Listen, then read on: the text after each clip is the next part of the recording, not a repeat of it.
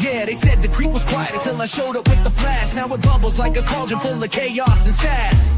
Flip the switch, boom, spores light the night. I'm that mad mycologist, cooking dynamite. Roll up in the lab coat, looking like a villain. Petri dish, pimping every strain I'm killing. Got that mycelium feeling spreading in the ceiling. Dr. Salary and Sermon got the culture kneeling. Moon pearl shimmer while the flask gets hot. MCM, baby, we the cream of the crop. I mix oats and sawdust, make that block ignite. Fun guy fireworks, call it Friday night. I'm a spore bomb lighting up the scene. Grow bags popping like a fever dream. Got jars on the table, culture's clean. Dr. Silurian cooking up that green. Boom. Mossy Creek, that's dynamite. Boom. Spreading spores till the stars take flight. Boom. Call the lab, tell them brace for blight. Cause I'm blowing up the world with mycelial might.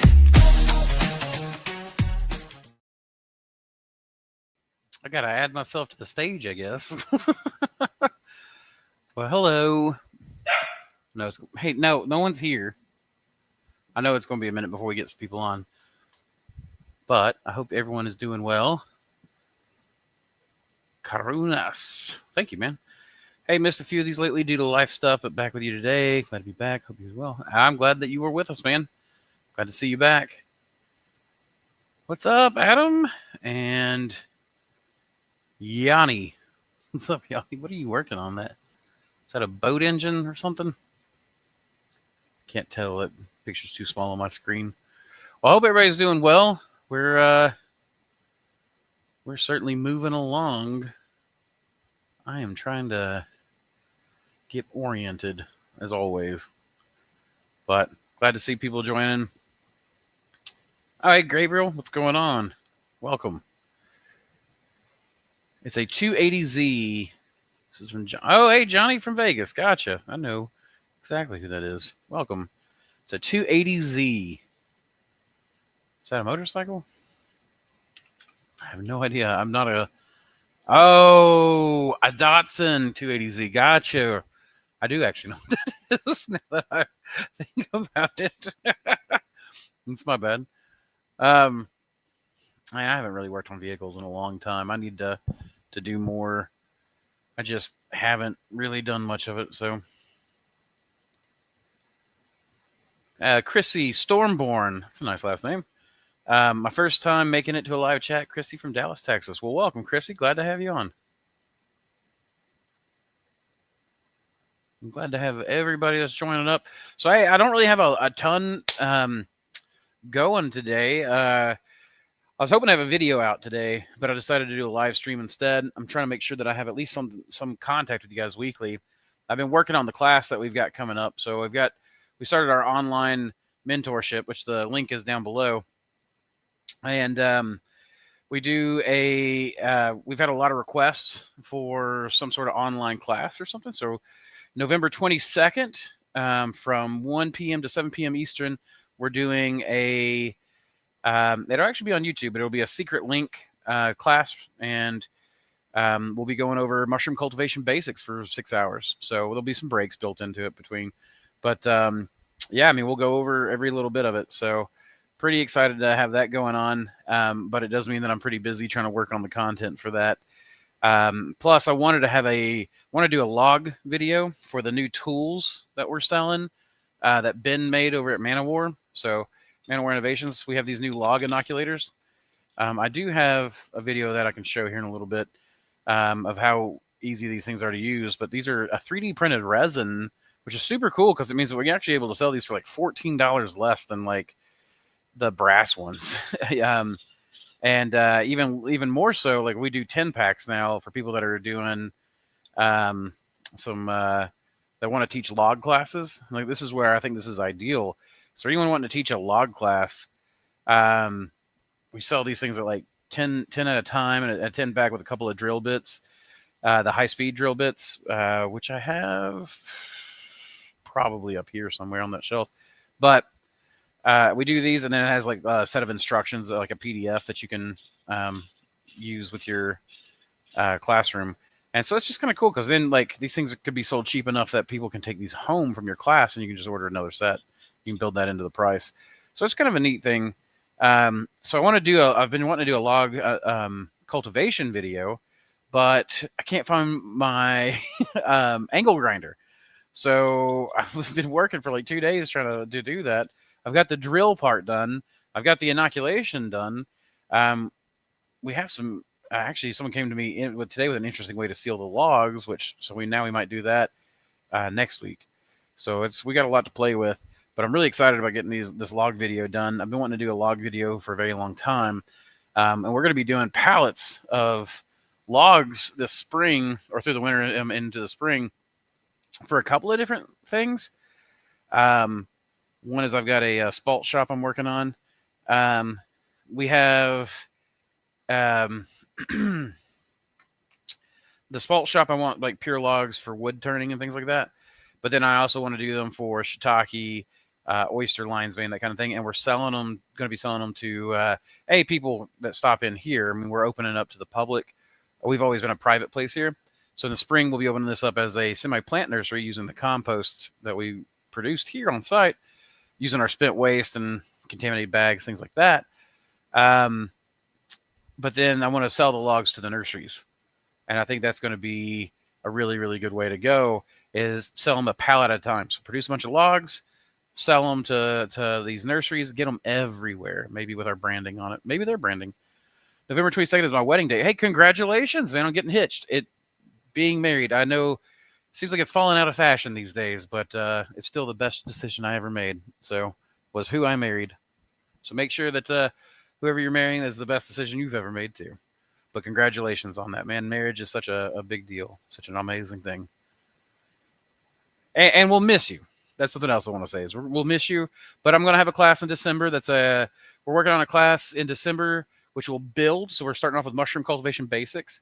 The next December's class is going to be a liquid culture deep dive. So the cultivation class I'm doing at a very reasonable price. The liquid culture deep dive will be way more expensive. But then we'll be doing an agar intensive. So through the winter time, it'll be mostly lab-based stuff, maybe some grow room stuff. We'll do a grow room build out. We've got like value stacking. We'll be doing about a class a month going forward. This is something that I've been having a lot of requests for. So don't worry, man. You've not missed your last class, the 22nd. It also has a 30-day replay, but you really want to be there for the live, I imagine. So plus, I think there's only 5 spots left in the mushroom basics class. I think we only have 5 seats left. So that said, you'll have opportunities, man. I will miss you on that day, but we'll definitely have some more opportunities to hang out together and do some some classroom instruction. Best beard on the internet. I don't think that's true. The guy from was it Minority Mindset or something like that? He probably has a much better beard. This needs to be curated a little better. But I actually was talking to Samantha. I found my silver beads I've been looking for, so Samantha can go back to braiding me every day before. She used to, every live stream and stuff, she used to braid my hair, braid my beard, put the silver beads in. I got some amber beads too, and I love amber. I have some questions for you. You want to actually know what motivated you to cultivate mushrooms, actually. Sorry, people keep telling me I need to stop touching my face, but that's how I think. So let's see. What motivated me to cultivate mushrooms was, like I said, it's kind of a long roundabout story. The simple method, Gabriel, is that I was a stay-at-home dad, and I spent most of my time cultivating food for my family and then cooking it and making sure that, we didn't have 2 pennies to rub together back then. We had 3 kids. Samantha was the breadwinner, and then I was working from home. And so I was doing everything I could. I was raising geese and chickens and ducks and rabbits, and I was feeding, I'd cut the lawn and feed them lawn scraps. And then I was growing tomatoes and peppers and zucchini and everything. And basically all I had to buy was like, flour, rice, potatoes, that kind of stuff. And pardon me. So mushrooms became one of those things that I kind of came across. Now, I'd already gone to college partially for microbiology, and was going so I was a stay-at-home dad and student, I guess I should say. And I was going to class for microbiology, and was going originally to study ants, and then my professor talked me out of that, which was a good move, quite frankly. But it became one of those things where I was just like, mushrooms. Oh, that's something. That's like a high-value luxury food I could grow at home, um, and have at home.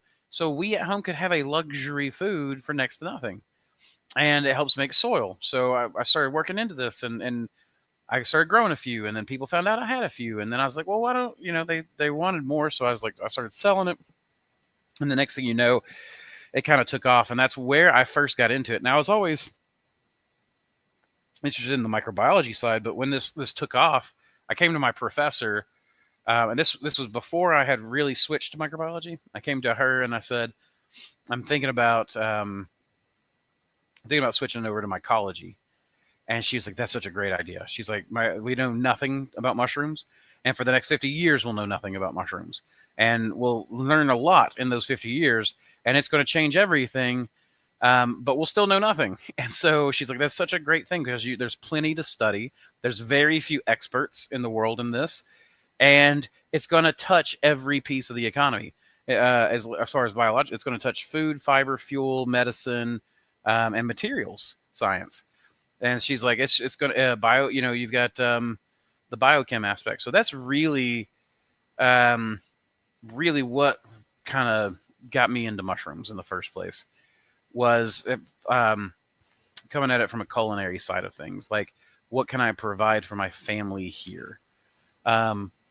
So we did that. We did, there was a time when I was on food stamps, and we learned that the food stamps, you could buy seeds and plants.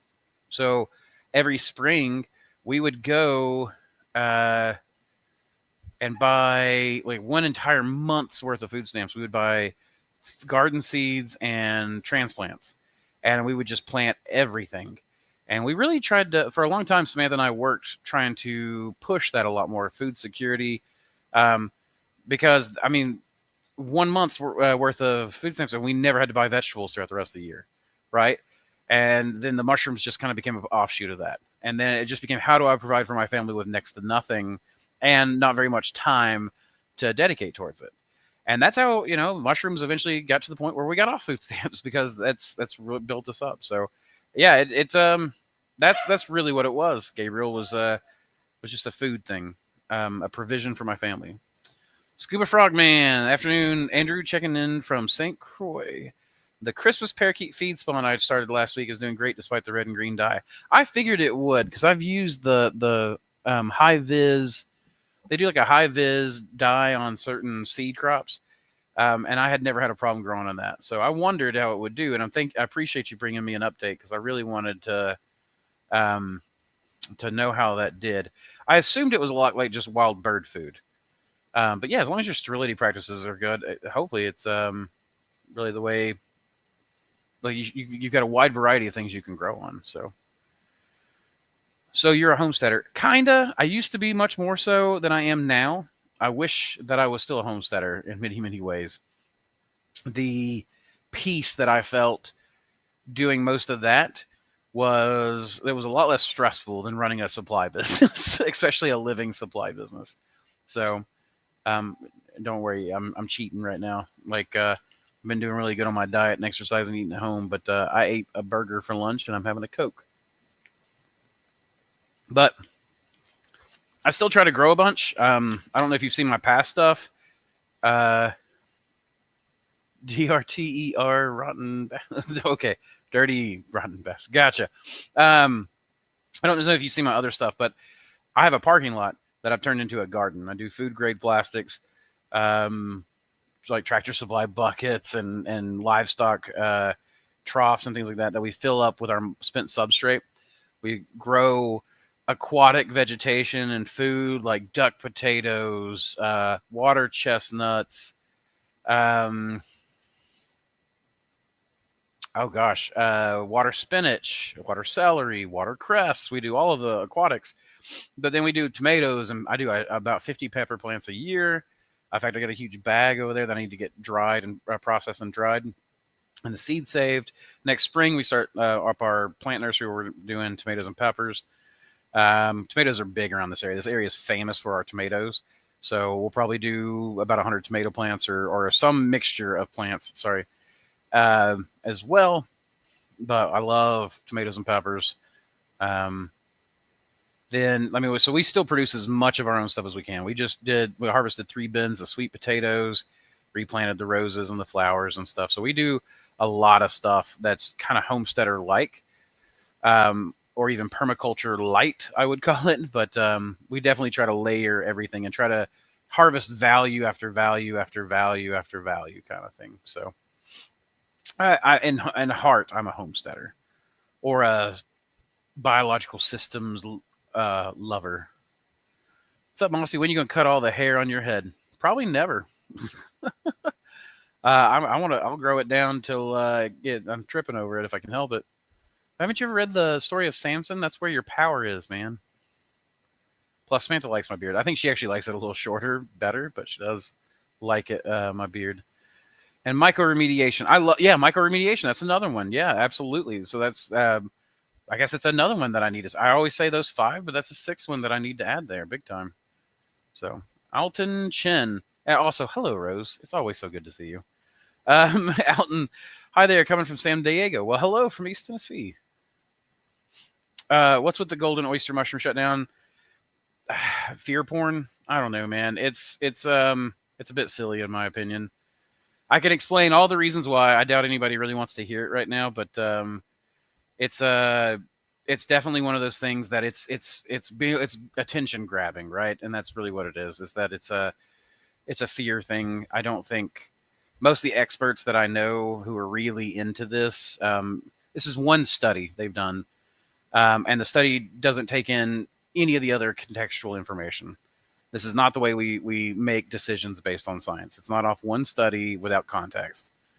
But in fact, I don't know. It just makes me want to grow golds more. I'm not going to grow golds more. I'm going to just grow them at the normal pace that I grow them, which is just rarely, because I don't grow nearly the large amounts that I used to, because I do a lot more testing now. But gold oysters are one of the best sources of L-ergothioneine, which is a great anti-inflammatory.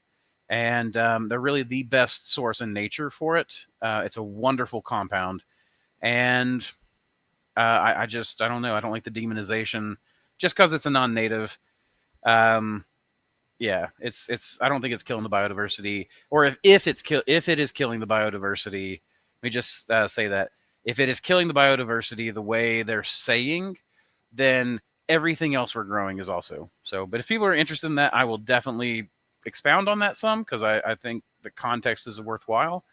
But that's the basic of it. Is I think it's mostly just fear porn. Gabriel, your words feel like poetry. You got a heart of a cultivator. Really appreciate your thought. Well, thank you. I really appreciate that.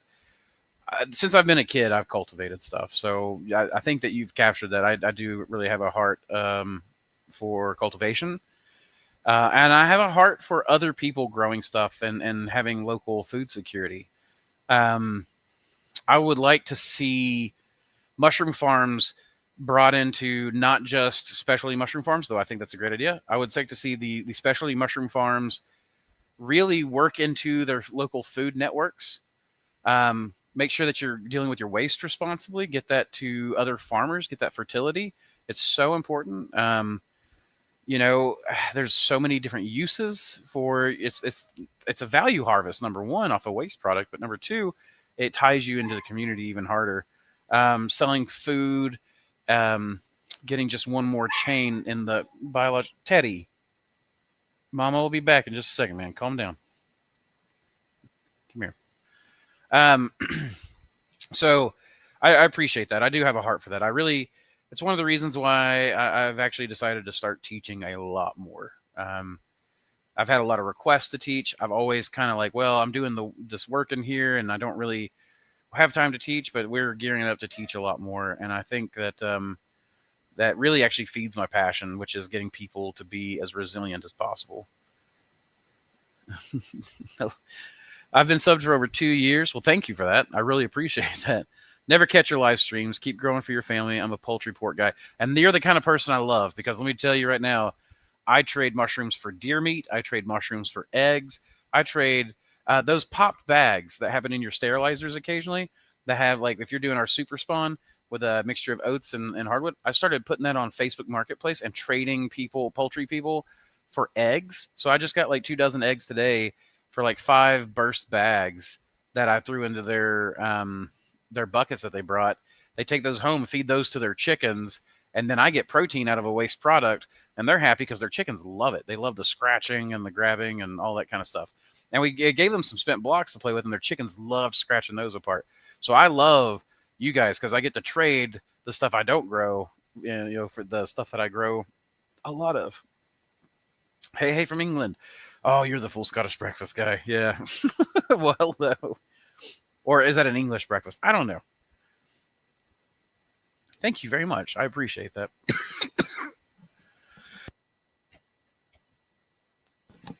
Pardon me again. Thank you very much for that. I appreciate the love. How is the constant stirring for the LC good for it? I thought the constant mechanical damage would weaken the LC. Usually when breaking up grain, for example, it needs a day or so to recover. Well, so a couple of different things. I don't do constant stirring most of the time. If I do, it's usually larger vessels. And there is some time in between top and bottom getting mixed as it goes. The other is that, and I'm not going to say that it is good for it. I think it's stressful for it. Part of it is that I use a nutritive mixture. Dr. Solarian's Elixir of Mycelial Mastery, which we'll have a commercial for at some point today, is a stress reducing mix. Actually, that's one of the big secrets, is that I use certain vitamins and minerals and amino acids that reduce stress. And what this does is you can put it in a more stressful environment and actually get a lot less enzyme blindness, genetic drift, the stress from the constant shearing effect of the liquid culture spinning, that kind of thing. So I wouldn't say that the constant stirring is good for it. It's good for us because it shreds it and it causes it to grow and increases the amount of hyphal extensions. Now, I will say be careful, because anytime someone tells you RLC has so many hyphal extensions, oftentimes that is because it is stressed, and what it has done is it's grown and then it's pruned because it doesn't have what it needs, thereby increasing the number of hyphal extensions, but not the health of the mycelium. If you look at, like, typically with our stuff, the Dr. Solarians that we use, Dr. Solarians V3, what happens is you tend to get longer strands and a little bit fewer hyphal extensions per micrometer, but you end up getting healthier mycelium with a much faster bounce back. And so just because it goes through the stress of the shearing, that helps increase the hyphal extensions, and that is important. But what you don't want is hyphal extensions caused by the mycelium going through a catabolic state. So our bodies, just like mycelial bodies, go through an anabolic state, which is growth, and catabolic, which is like pruning, self-pruning. That's how we get rid of cancers and stuff a lot of times in our bodies, that we go through a catabolic state, catabolism. So the mycelium, you don't want hyphal extensions from that. You want hyphal extensions through some of the shearing and that kind of thing. So the stirring is not necessarily good for it, but it helps us increase the biomass. What you want to do is give it plenty of rest, especially if you're using something just like honey water or a dextrose, or, I don't know anyone that really uses sucrose, but, we use sucrose a lot for plant tissue culture. So yeah, I mean, that kind of stuff. What you want is you don't want just a weak sugar followed by constant stirring. That's a recipe for disaster. But also, you're going to stress your mycelium as you go. So one of the best things to do is go back to slants and an earlier, less stressed culture early and often. I hope that answers it. But you're absolutely right. Like shaking a bag of grain, you don't want to shake a bag of grain that afternoon, shake another again, then the next morning shake it again, and even when you're doing the biopsies, when we do needle biopsies, I'll do a needle biopsy to my liquid culture jar from a slant, and then I let that sit in what we call our nursery for about 7 days or so, and till I get good amount of growth. It needs to be at least dime sized. I prefer something like a quarter or like a 50-cent piece. Just a good piece of like a jellyfish is what we call it. You'll sit there and swirl the jar, and you'll see your little jellyfish kick up, and it kind of moves like a jellyfish. Once I have a good sized jellyfish, then I start stirring, and I'll stir early and often, daily, sometimes for hours, and then pull that back off, rest it, put it back on. And what I'm trying to do is create an anabolism and catabolism back and forth. What do you think is best method for pasteurizing straw-based substrate for oyster species? So it kind of depends on what you have, infrastructurally speaking.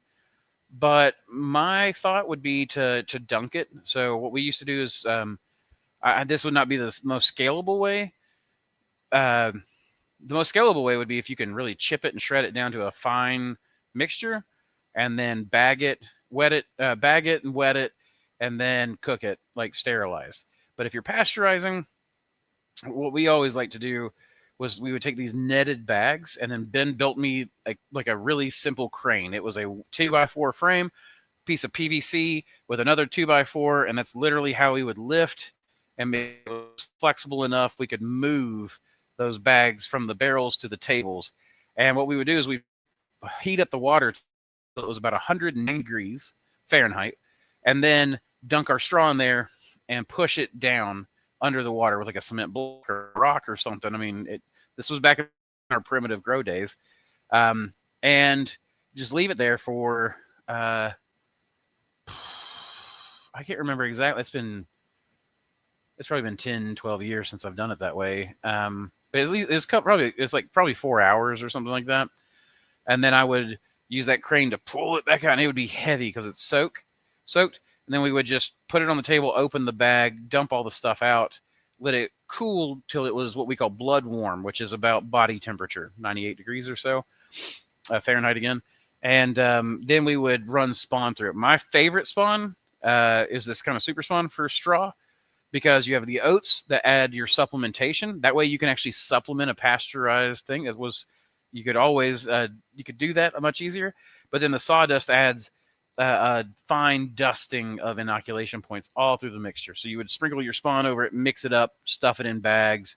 And at that point with the oyster species, you can do that open air transfer outside, stuff it in bags, and if you spawn heavy, it grows in quick. So that's how we used to do straw. Now we called straw Satan substrate because it would get everywhere. When you're chipping and shredding, it would get in your wallet and every nook and cranny. And I was pulling straw out of places. I got on my wallet, my clothes, jackets and stuff for like 3 years after we stopped using straw. So you'll want to wear a mask too. Until it gets wet, straw is going to be a fine particle-y dust kind of thing. If you got long straw, it's always best to chip it down if you can, but you can sometimes like twist it and stuff it in the bags that way. So that's probably the way to do it. We'll definitely be talking to you about your mentorship program for my own mushroom farm. Appreciate all you do. Well, thank you very much, man. I appreciate that.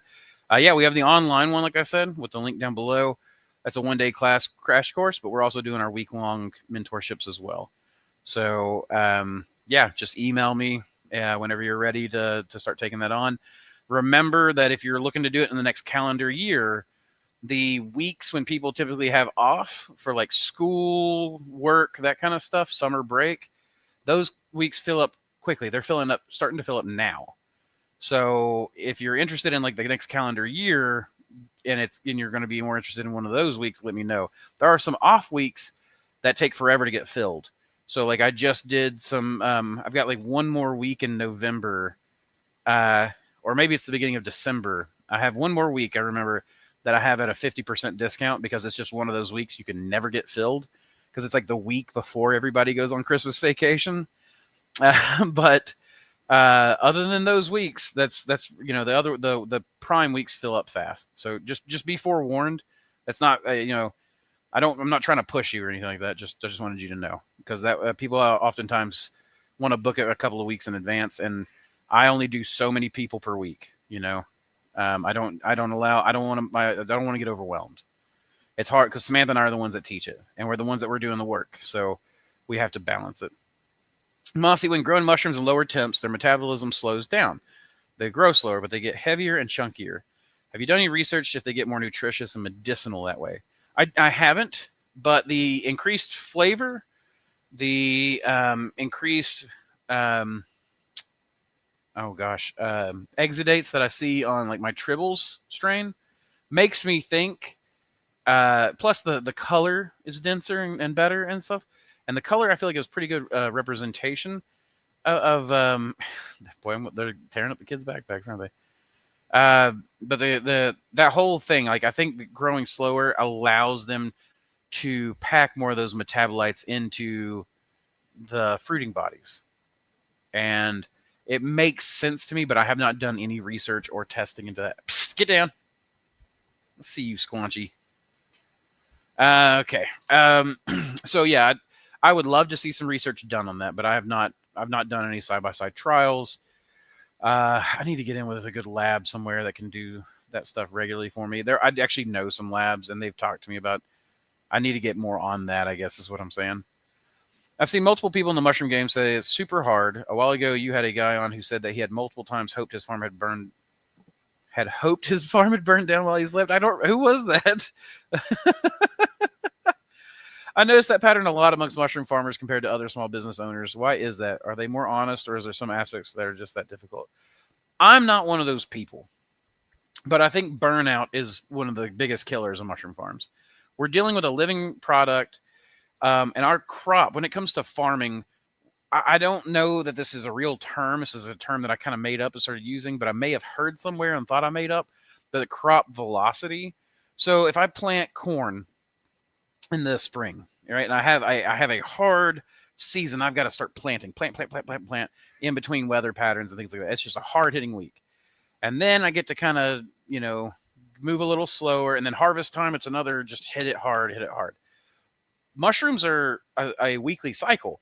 I plant every week and I harvest every week. Technically, when I was growing commercially, I harvest every day and I plant a couple times a week. And so you get this weekly cycle, but you also get people, how do I say this?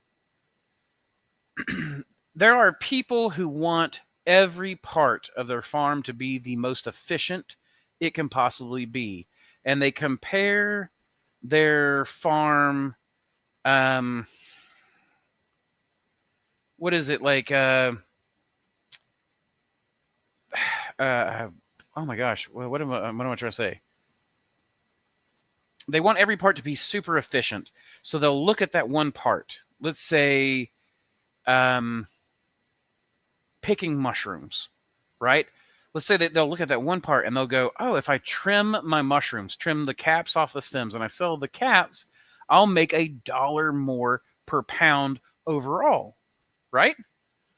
But then you have to think about all the labor that goes into that. And because most of us farmers are working for ourselves, we have a handful of employees, but we're right there in the trenches with our employees. It's not a 9-to-5 thing necessarily. We're there until it's done.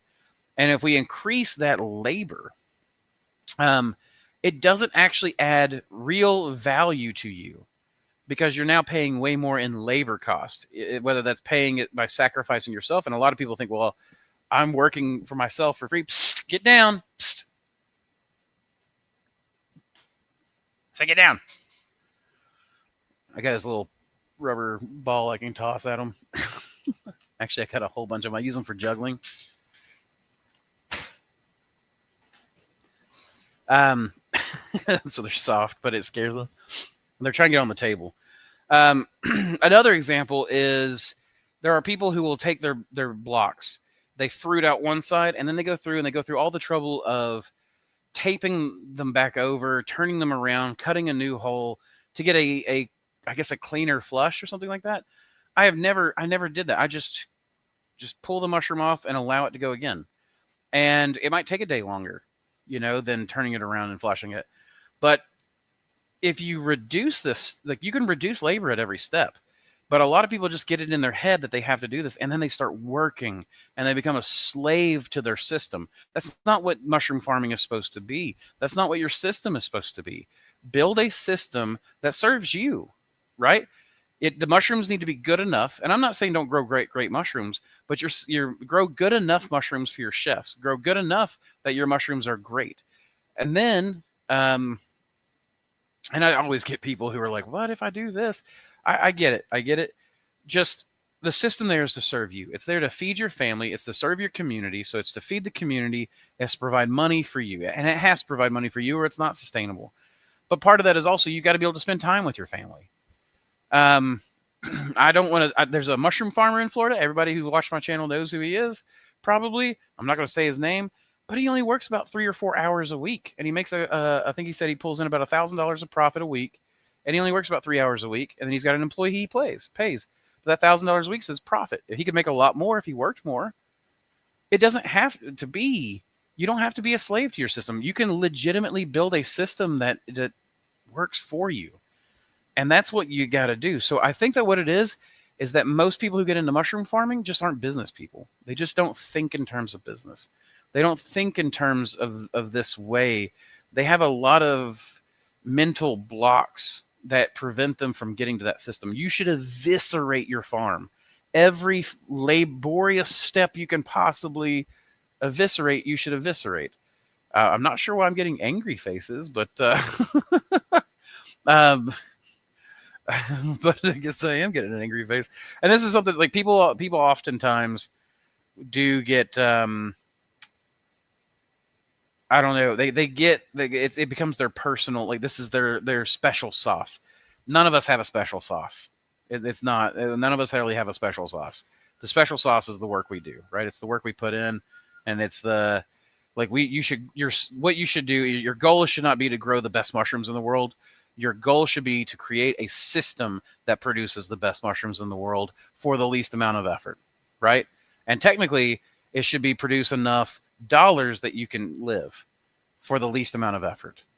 And I'm not saying be lazy. This is not about being lazy. This is about being logical. Work smart. Put in, build a system, work your system. Let the system fail.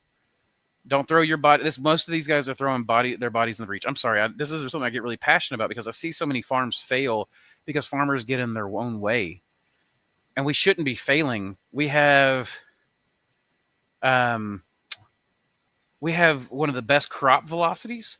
We have one of the best crop profits. Most of the tomato farmers here local are happy with about a 3 to 5% return. That's insane. We get like an 80 to 90% return. To restaurants, wholesale. That's insane. We should not be killing ourselves. Another thing too is people don't know how to take a weekend. Here's the thing: if my biggest sales day, my delivery days were Tuesdays and Fridays. Fridays, I would go in and strip the grow room of everything but primordia, everything, every little pin to big mushroom, everything, and then I would walk away from the grow room for a weekend. I'd come back Tuesday, and Tuesday I would harvest, or maybe Monday night, but then I would harvest for Tuesday's deliveries. But I had a weekend of rest to spend with my family, go to church, go eat with my mom and dad, take my kids on a bike ride or to the park, that kind of thing. Like that is what we seem to be. That's what we should be going for. Is we shouldn't be like, what was it? There was a farmer a while back who had a video on his channel where he was talking about like it's the hardest thing you've ever done, blah blah blah. It shouldn't be, guys. It really shouldn't be. It's going to be hard. There's going to be times when it's going to be hard. There's going to be times when you're going to there's going to be times when you want to beat your head against the wall. There's going to be times when you want to quit. That's anything. That's any business. But what you're seeing with this is I think people getting in their own way. I'll leave it at that. I know mushroom YouTubers tend to alternate between make crazy money for not that much work, and this is the hardest thing I've ever done and will ever do. Yeah, it can be, but that's a signal, right? The signal. This is the hardest thing that I have ever done and will ever do. It's a signal you're doing it wrong. That's all it is, and that can be said of any industry. It's not just a farm thing. But there are a lot of other farmers who do way better than a lot of us, and they plan better, and they work better, and they work easier, doing a much harder crop with much lower returns, Also Ben, thank you. The extension for Thor made a huge difference in the amount of dust from my loose soil holes. Only have a fraction of dust. Heck yeah. I'm trying to, it's 40 minutes in. I only have a fraction of dust to wipe from the bags. That's so important to getting those good seals too. I'll tell him that you said so. Um, I know. So he's also working on like a spawn depositor. So by the way, guys, you should guys contact Ben. I think they're looking for people to do now that you need to be a decently sized farm, or at least with some good experience. But I think they're looking for some product testers. So I started making a liquid culture recently. I got some jars that looks clean and smells good, but when I test them on agar, it shows green mold and some shows bacteria. I really don't know what the issue could be. Most of the time, without knowing anything about your situation, most of the time when people have a problem with their liquid culture, it's because they're not cooking it long enough. That's normally the issue. It's not always the issue, but that is the first place I start during consults. So I'll go ahead and tell you that right there. Just increase your cook time. I do 15 psi for an hour and a half, but you can do 45 minutes at least. But when people say 15 psi for 15 minutes, you don't do that. I encourage anyone with an idea to improve your system to reach out to Ben. He will make it. Ben's killer, man. Ben's really killer. He is one of the big reasons why I do as well as I do. He and Samantha. I'm not really all that good. I know some things, and I go to them to figure out how to make them happen. No, we make a really good team, the four of us.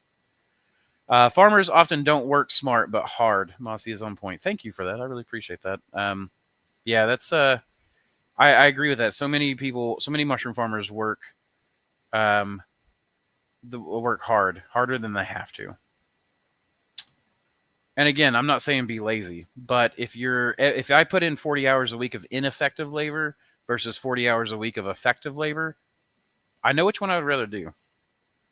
Sad news. Oh, no. It looked like Dr. Ed's main channel was terminated. That sucks. Oh, that super sucks. Boy, he has just gotten hit like 2 or 3 times recently. A bunch of the mushroom guys have been getting hit. I've been under attack, whether that's on purpose or the algorithm. Someone, and that could be the algorithm, has definitely been hitting me pretty hard. I've had to go through several reviews, and thankfully, I keep getting. So if somebody go check on that, go not just me, because he said at least that's what it showed me on my YouTube feed, but somebody else go look up. What was the actual name of his channel? Edward Grant. I think was it just Edward Grant? Someone please check on that. Let's check on his channel. You seemed quite into spalting about a year ago. Do you still have the cultures, and do you still do research in that area? Been since. So I put on Instagram and stuff yesterday that I've got my spalt shop going. I have more cultures than ever when it comes to spalting. Some that I've collected from Spalt Cooperative and some that I've collected in the wild. I've got some Xylaria strains. My Xylaria strain from Turkey Island that I collected earlier this spring. Oh, man, that thing is killer. It is producing the most black line zones I've ever seen. I'm now in the process of setting up my lathes.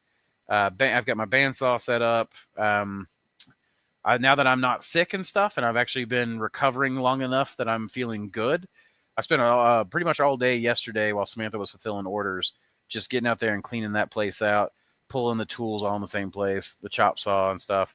So there'll be some more spalting, but to be honest, I just haven't been talking a lot about it because that's something that I'm going to be pushing pretty hard, I think, experimentally for a while. But I think that it's got I think it's one of the most overlooked, underestimated forms of value for mushroom cultivators. And I'm going to exploit some of that value. So,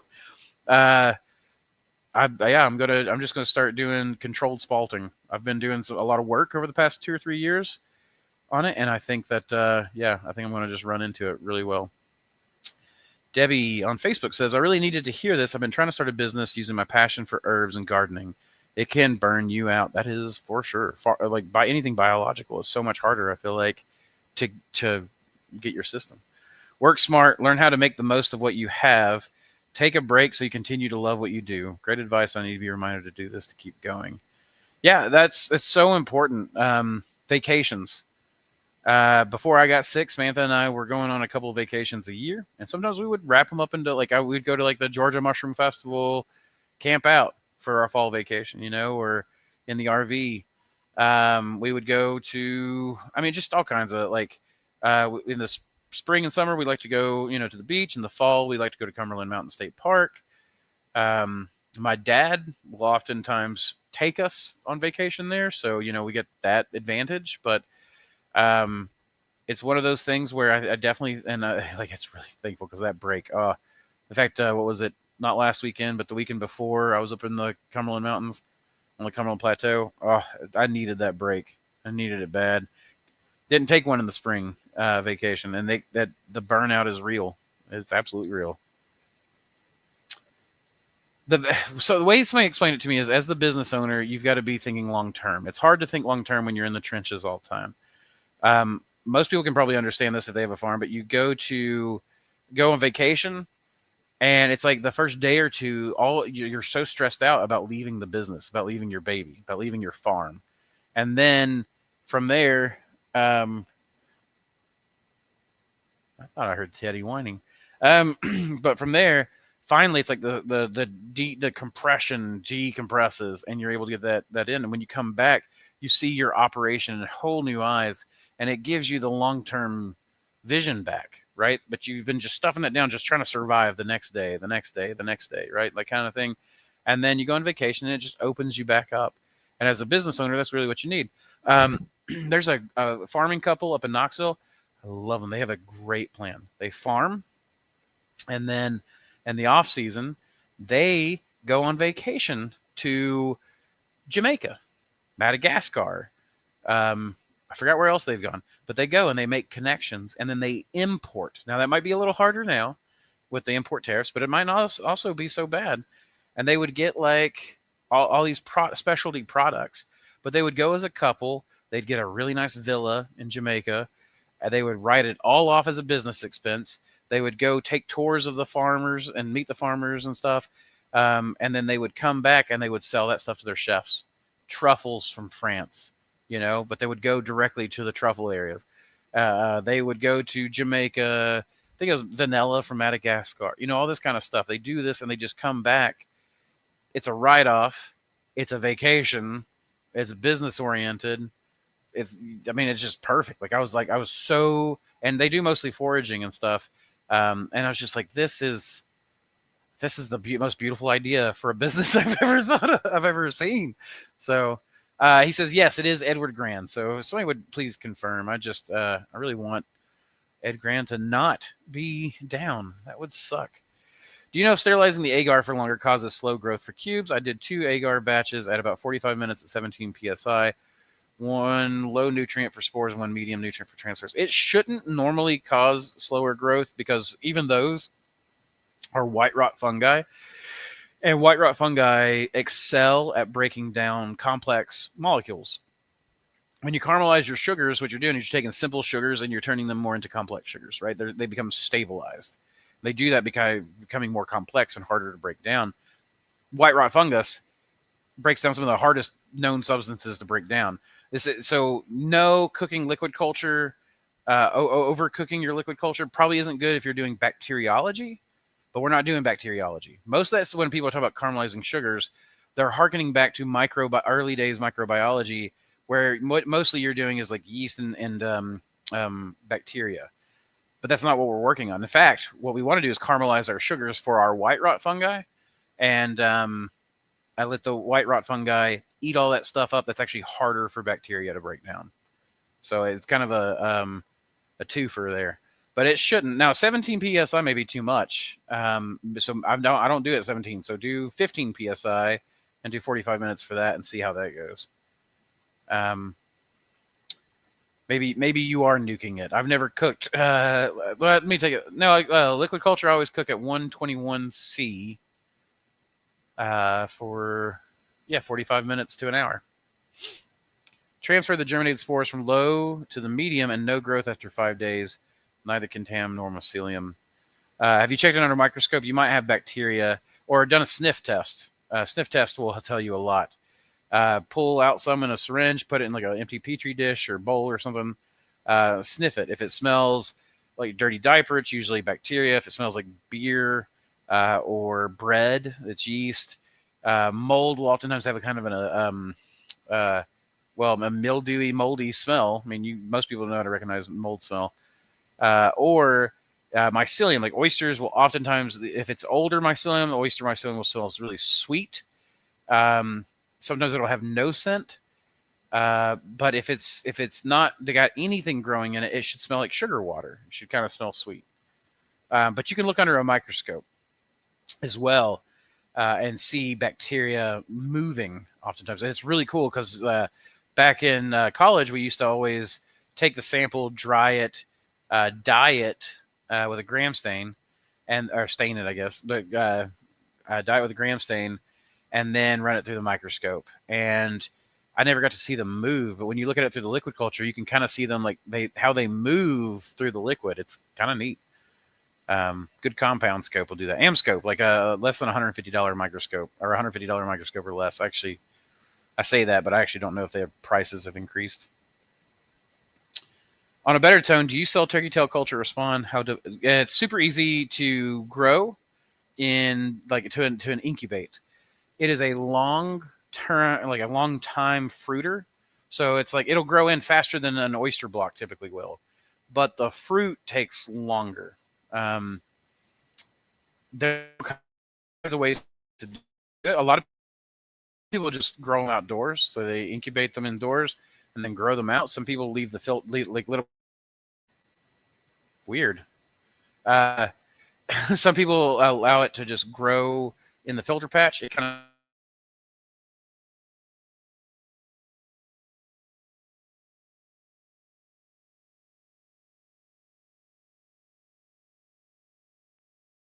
like it seems like my camera's cutting in and out. Weird. Okay. You guys can let me know if it is cutting in and out because it's done that twice now. But in fact, it's saying my connection is unstable. But I have full connection on the computer. Who knows? Anyways, I have several strains of turkey tail. I have not listed them yet. I actually am working on a complete redesign of the website. We're going to we've got some new things coming out, so we got to move tiers of things, and I'll be doing a lot of turkey tail liquid culture. I got a lot more reishi and stuff to put up as well, but no, turkey tail is great. I sell it right now. The only time I sell it is by special request, and I have to send a PayPal invoice out for that. So, but I will have it listed eventually. In fact, I'm about to make a bunch of it for the spalt shop for the bleaching fungus. You previously said that you've done a lot of cube consults. What do you find are the major differences between growing gourmets and actives? Agar, LC grain techniques, etc. Mostly it's just substrate changes. The cubes are way easier than oysters or almost any gourmet. In fact, for everything I've seen, cubes are 100% like the easiest mushroom to grow. And what I highly recommend strain-wise to these consults most of the time is don't even build a grow room. Grow in the bag. Don't do monotubs. It just raises your risk of contamination. Do it in the bags. Bags are modular. They're easy to pump out. And if you get your good genetics, best genetics I've seen for cubes is full canopy. If you go to full canopy, okay. You lagged like a 90-year-old? This time the lag was crazy, no sound. What did we miss? Because I every time I saw it, I would stop. So if I need to go back, let me know. But anyways, and then the substrate. You want to use something like peat moss, coco coir, that kind of stuff. But what a lot of people don't do is they don't supplement that substrate.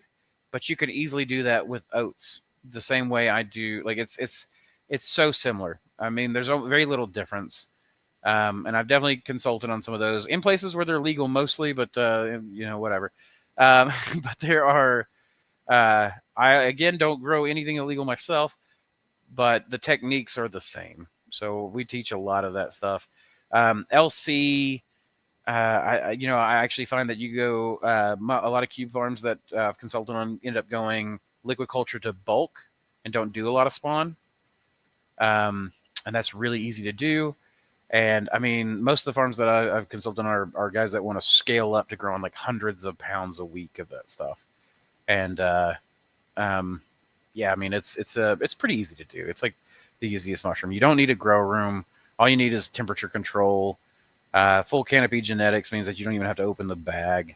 Those guys have trained stuff. It's like the easiest thing in the world. Have you made semi-solid LC? I have not, but Fox. In the I don't know if he would want me spreading his name around, so I won't right now. But he's in several. He runs Experimyco, the subreddit Experimyco. I know him as his gamer tag Foxy because we play Helldivers together. Mushroom Bros Unite for Super Earth. But he made a gelatin LC, which at certain temperatures would be a liquid, and at certain temperatures would be a slurry or a solid, even. And that was a super neat experiment that made me just go, I wonder. I have not done it, but it's an interesting idea. I think. I forage for turkey tail and chicken of the woods. I've never found a good chicken LC. Oh, dude, I make a great chicken LC. I have it right now. In fact, I'm about to list it on the website. I have it in Spawn listed on the website just under our Laga inoculation kit. No, the problem with chicken of the woods is that you need fresh cultures typically. And even then, getting them to grow indoors can be a little difficult. I think off a 10-pound block, my average harvest was somewhere between a quarter and a half pound. Now you can sell chicken for pretty expensive out of season, like something like $40 a pound or something like that. To restaurants, it'd be like $20 a pound.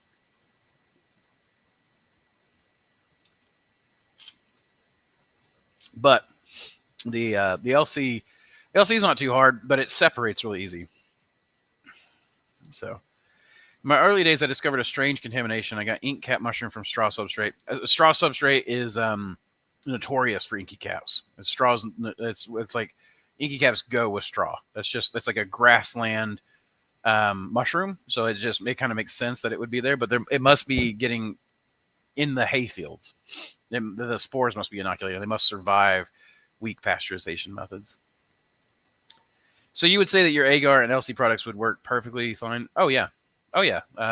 Full Canopy sells my LC premix and spore kindler formula, I think. But yeah, you absolutely. It's some of the best stuff for that because it encourages enzymatic production, which you want for that stuff for secondary metabolite production. But B, you want it for the Dr. Solarian's mix that I make, the agar and the LC, encourages enzyme production in that when it goes to a solid substrate, it's actually more readily able to leap off into that less nutritious substrate because it's already grown on such a nutritious substrate. How long should we run bulk pasteurization barrel for? I'm getting mixed info. Some say only a few hours, and so 13 plus hours. Okay, so here's what's going to happen. I can give you a baseline, but that's you can't take anything that anyone says as gospel. Just not going to work. So what you got to do is you got to find your baseline and then work off the baseline. So I would say, 13 hours, something like that. But you still got to get up to temp. So it's 13 hours. I'm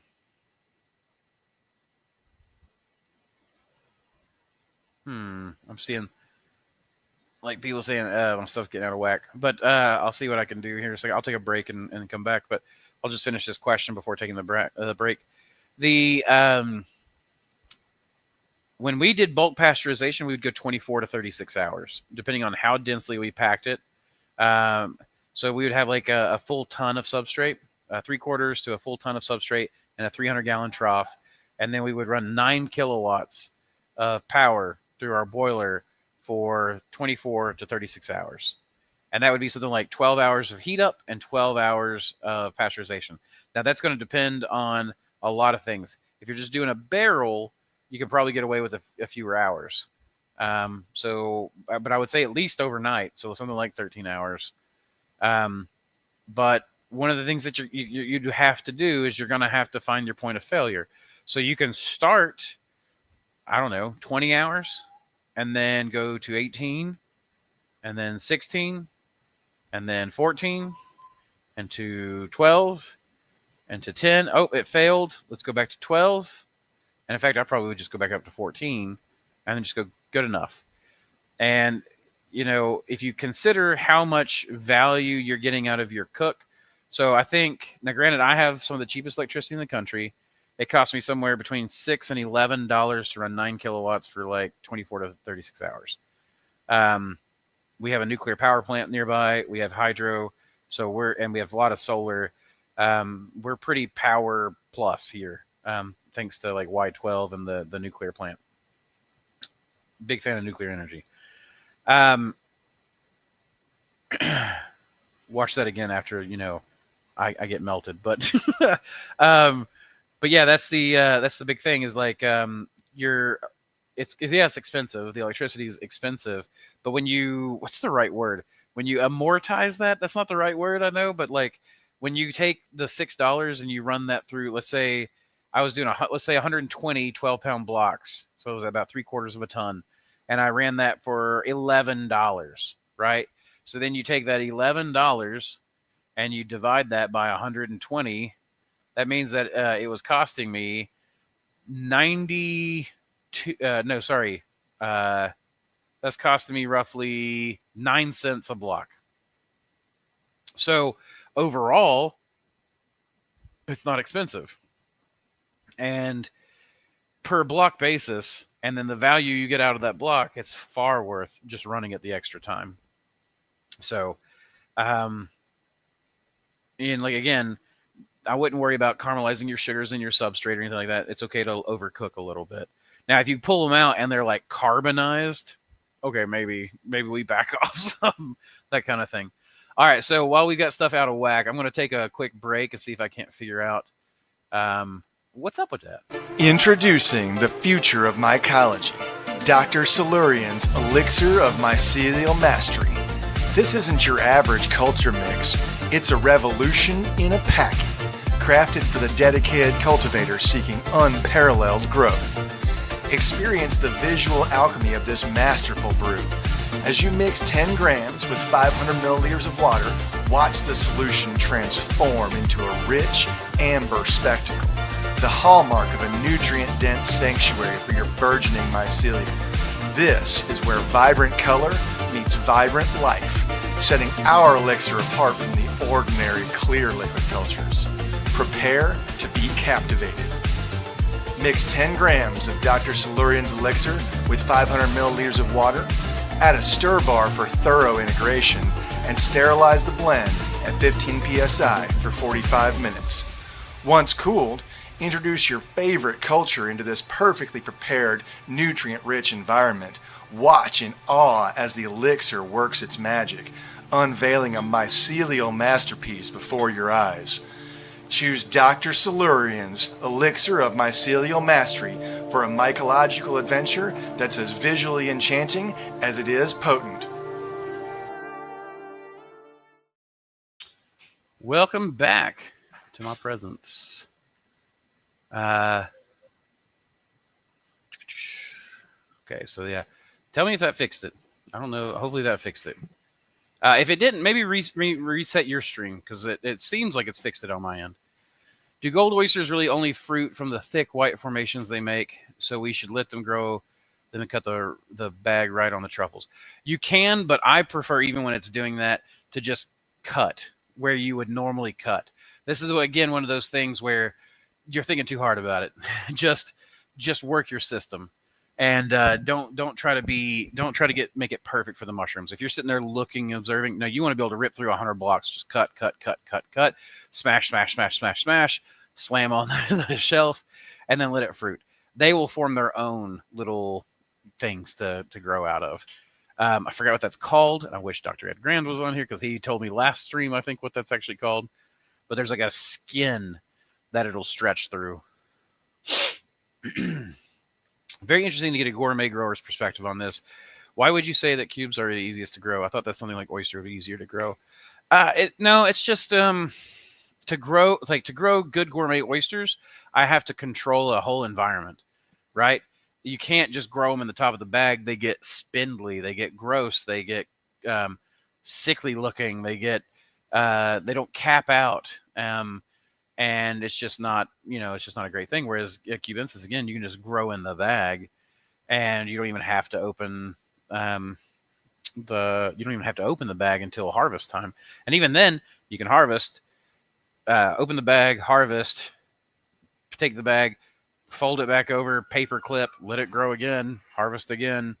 When I went out to Colorado, they flew me out there to go check out their op, and that's what they had done is they eventually, like, because we had built a whole grow room on that consult, and they ended up just going, you know what, we actually find that we don't even have to use the humidifiers, and we don't even need that much fresh air because of that, so that's why I think they're the easiest to grow. Plus, they're like the substrate you're growing them on, the cocoa core or peat moss, that kind of stuff. It's just super easy to go from liquid culture to bulk. So it just makes it super, super easy. I remember Joke Fox. I don't know what Joke Fox is. Liquid culture to bulk. What? How? Why? What is the bulk substrate made of? Where's the nutrition? It's the cocoa core and the grain that you put in. You would have to supplement it, but you use a highly nutritive liquid culture, and then you put a supplement like oats in, and then the cocoa core or peat moss, which I prefer cocoa core in that aspect, because it's A, more sustainable, and B, it's not as acidic, but you can buffer. In fact, I'm making a block premix specifically for extract growers and cubensis guys that actually stresses the mushrooms to a certain point. It kind of tickles them. Hey, that'll do. Ted, that'll do.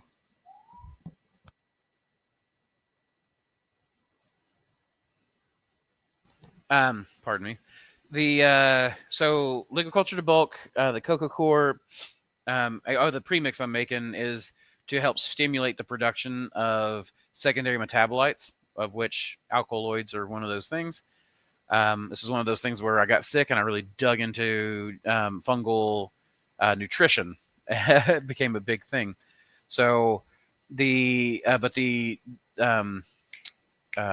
carbon source that you're using, cocoa core, peat moss, etc., that is basically just empty energy, and then you need something in there that provides the actual nutrition, like protein and stuff, and that is the oats or the supplement, which could be you can use soy hulls, you can use anything anybody uses for a supplement. The thing is that you want to formulate your substrate to about a 4.5 to 5% protein content by dry weight. So I keep on running into people who have allergic reactions to chicken of the woods. Is that a thing? That is a thing. I have allergic reactions to chestnut mushrooms, so I don't actually do much in the way of phyllotas. In case like the other phyllotas end up having the similar thing, but chestnuts, I'll get bumps on my lips, my face will flush. I get definitely an allergic reaction to chestnuts. It's just kind of like vegetables. But a lot of times when it comes to chicken of the woods, if I remember correctly, and I could be wrong, is that chicken of the woods has sulfuric compounds in it, and it's mostly people who are allergic to sulfur, who are allergic to Lepidopteris. I'm not saying that right. Sulfurious, and is again, there's a couple of different types of chicken, so they may not be allergic to like the Cincinnatus, which I don't think has the sulfuric compounds in it, but I could be wrong about that too. Always research what I say.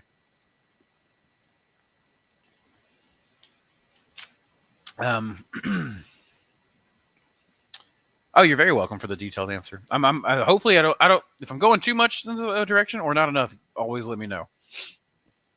There's some funky info online about pasteurization, where some folks claim pasteurization for only a few hours is good because it keeps beneficial bacteria alive, whereas running it for too long supposedly kills the good bacteria and lets the bad ones take over. So that's again someone taking their experience with a specific thing, like that is in particular for button mushrooms, buttons and portobellos and things like that. Uh-oh.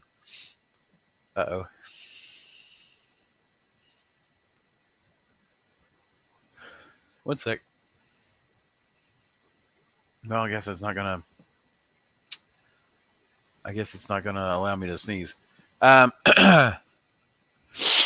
Anyways, that's more for that kind of stuff. Stuff like the portobellos and wine caps and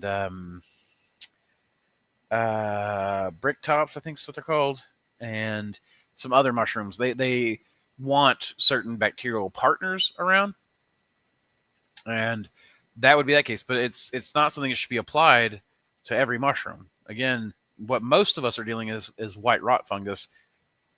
It's a whole different thing. And think about it. Most compost mushrooms that grow in dung or compost, actually have a living compost that they're in. They make alliances. They make friends with certain organisms, and they grow in it. But most of what we're growing, if you're growing gourmets, grows in logs, which inside the bark layer, within the bark layer, should be mostly sterile tissue, and because it's a self-selective substrate. It's wood is highly lignous, and lignin is really hard to break down. And white rot fungi have evolved to get into that niche where they don't really have to compete that hard. Not saying that they don't have to compete, because they do have to compete with other lignase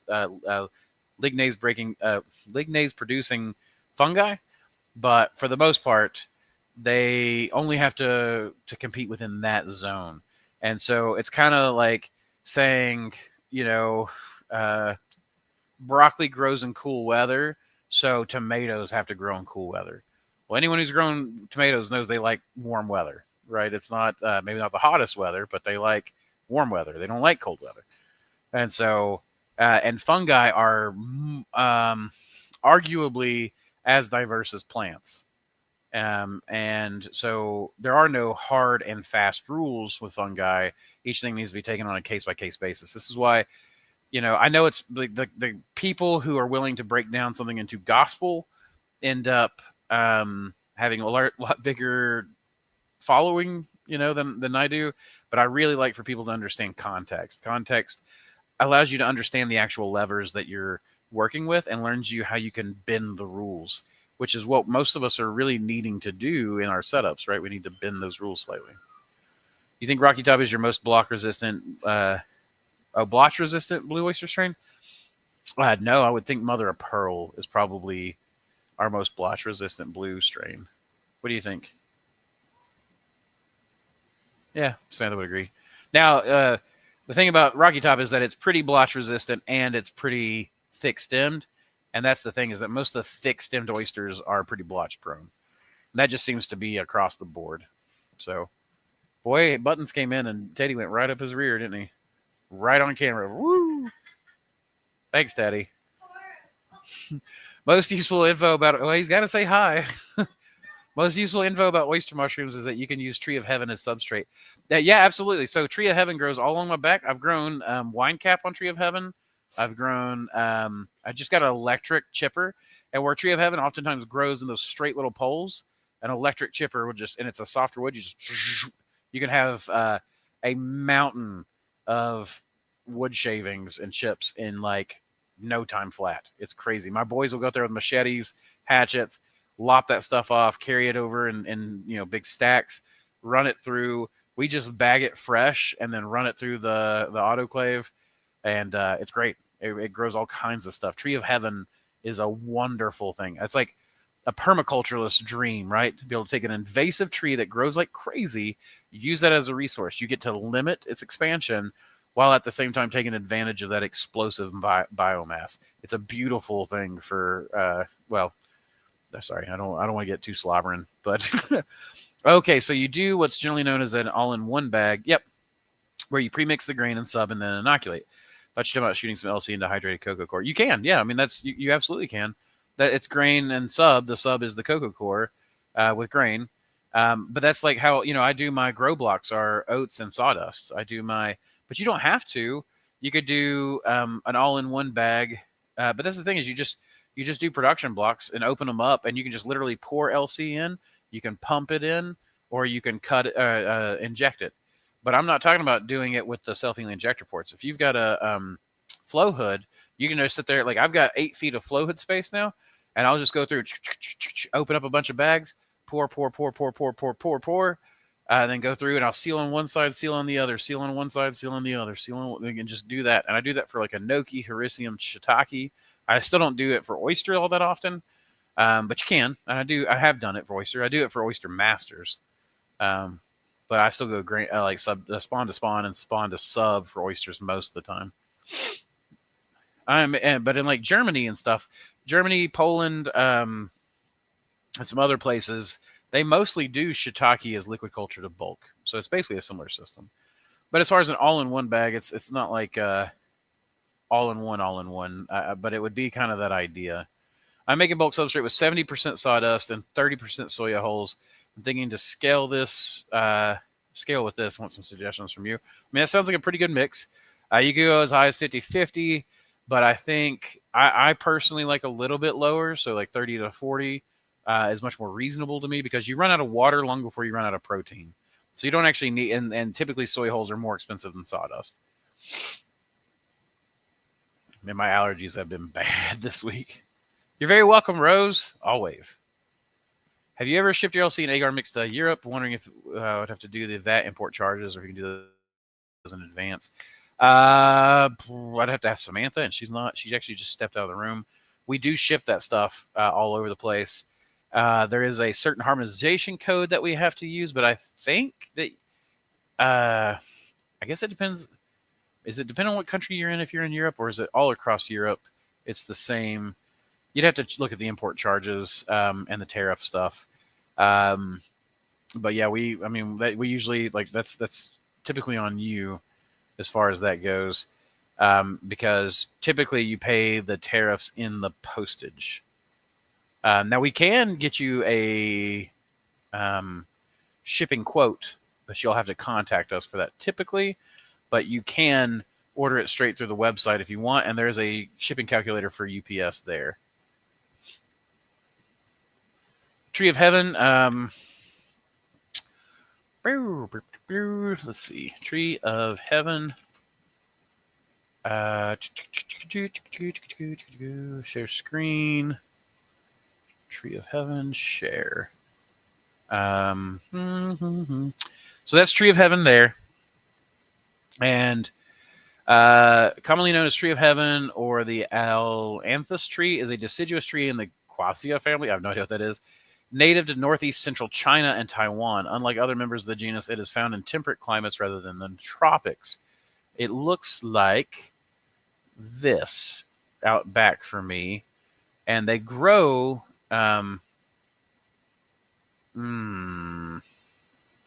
like that.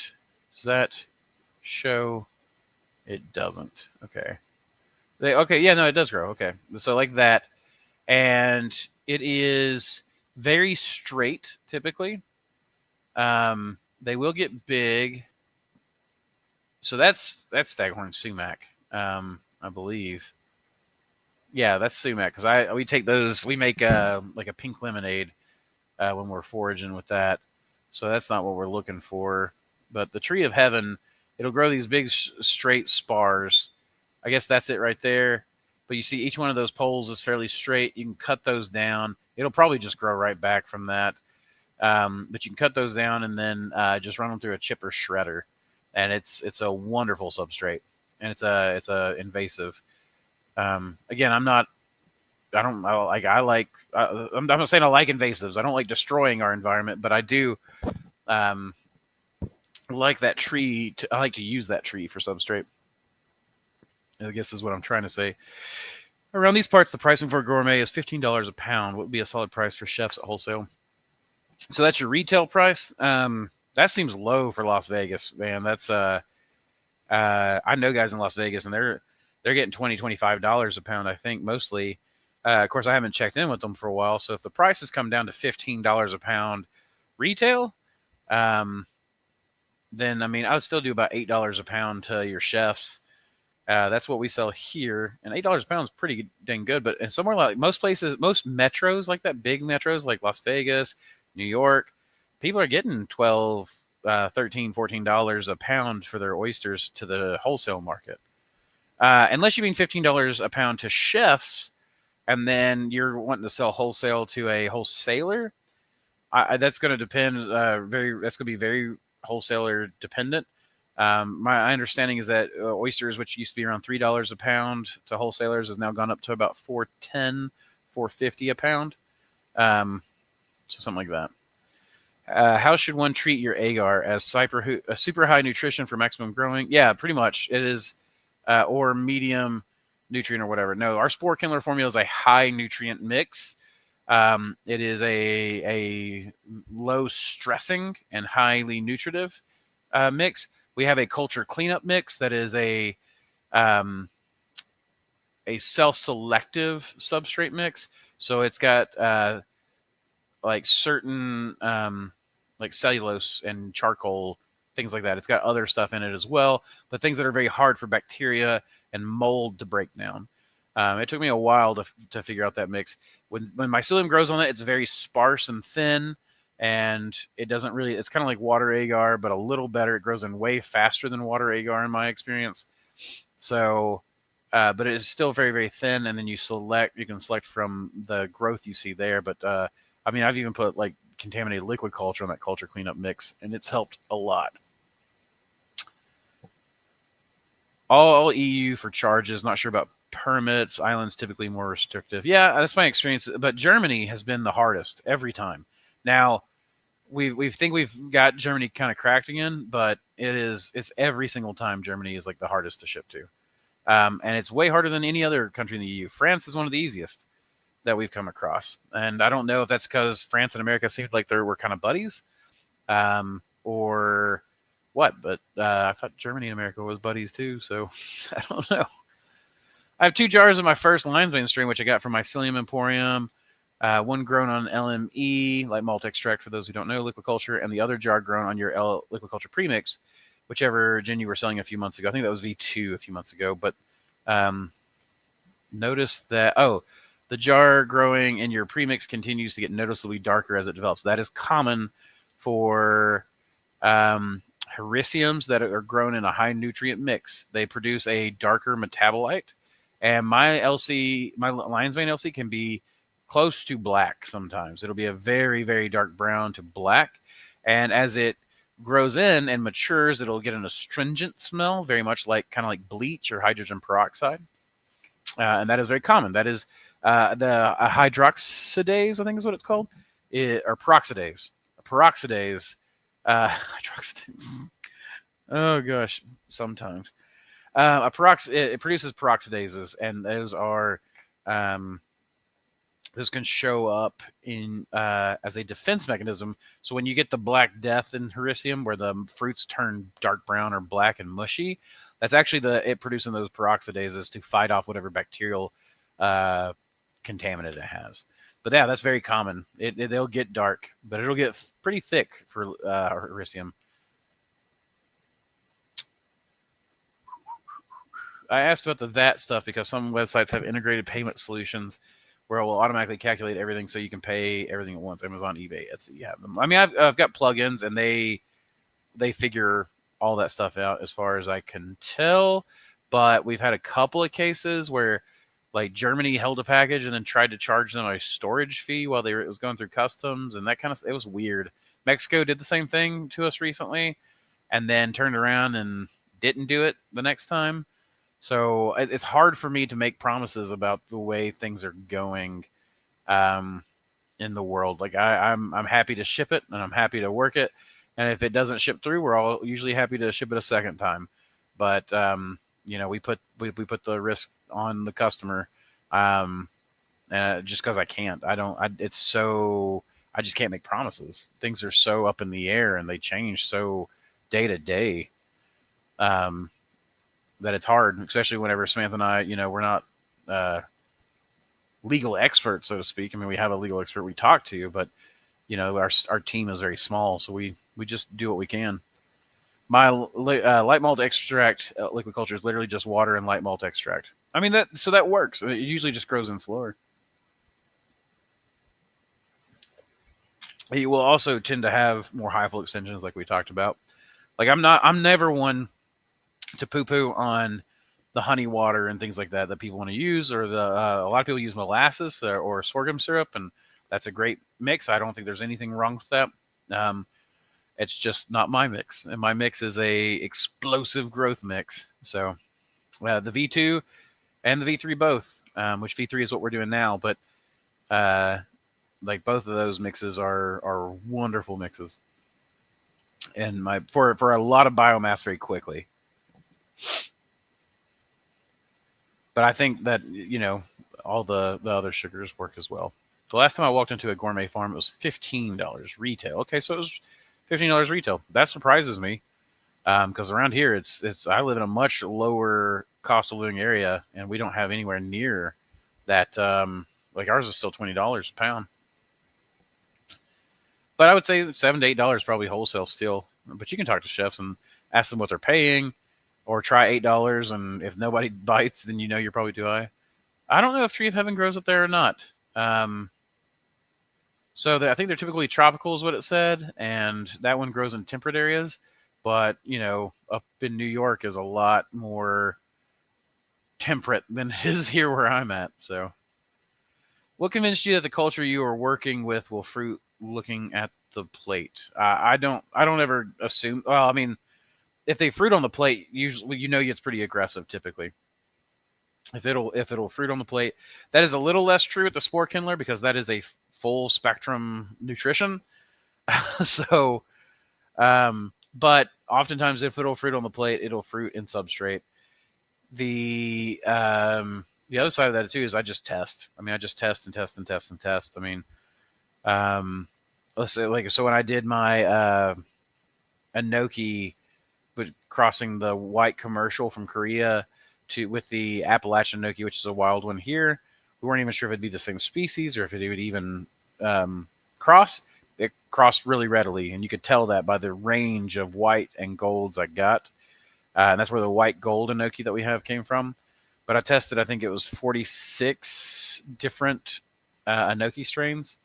But I only did a couple bags each of each test, a couple of 5-pound bags. So, and I did that over a stretch of months. And some did not fruit at all. And that could have been a temperature thing. But what I wanted was a strain that fruited widely. So what I do when I breed stuff, so when I breed new mushroom strains, I kind of throw them at the wall, right, and see what sticks. The idea is I want to breed things that will fruit in systems. So I don't try to find out, like what's the parameters for this one, what's the parameters for that. I set rough parameters in my grow room, and then I breed for that. And then I usually cross warm weather and cool weather strains to get as wide a range as possible. And then most of the time, my most aggressive strains usually come with the widest fruiting temps. So it's just experience at this point, more than it is, like there is no, I can't give you any sort of tablet, or gospel answer or silver bullet solution, we'll say, to figuring out what will fruit just by looking at the plate. Usually you got to take it down the line. That's why breeding is so expensive. That's why breeding is so difficult. And it's also why you see so few people doing it, because you'll go through all that expense and work, and then you don't have a way to protect your strains. And so, there's not as much upside to breeding and testing in mushrooms as there is plants. Yeah. Well, hello. How are you today? Do you think I could make agar plates out of your LC premix in a pinch? Yeah, you can. You totally can. You just use it as your sugar source. So add that to agar. I know a few people that do that. You could definitely do that. What's your favorite part of growing mushrooms, Mossy? Is it the lab work, or is it the harvesting, or something else? So I have ADHD, so it's a different part every day, probably moment to moment. That said, my favorite part of growing mushrooms, it's hard to narrow it down. I love the lab side until I'm sick of being in the lab. I love production until and I love the sounds of industry. I love Thor going in the water system and I especially love it when I hear it in the background, like whenever my kids are doing it, or if I've got employees doing it, like you're just sitting there like, yeah, the sounds of industry, right? Or the sound of the boiler trickling. But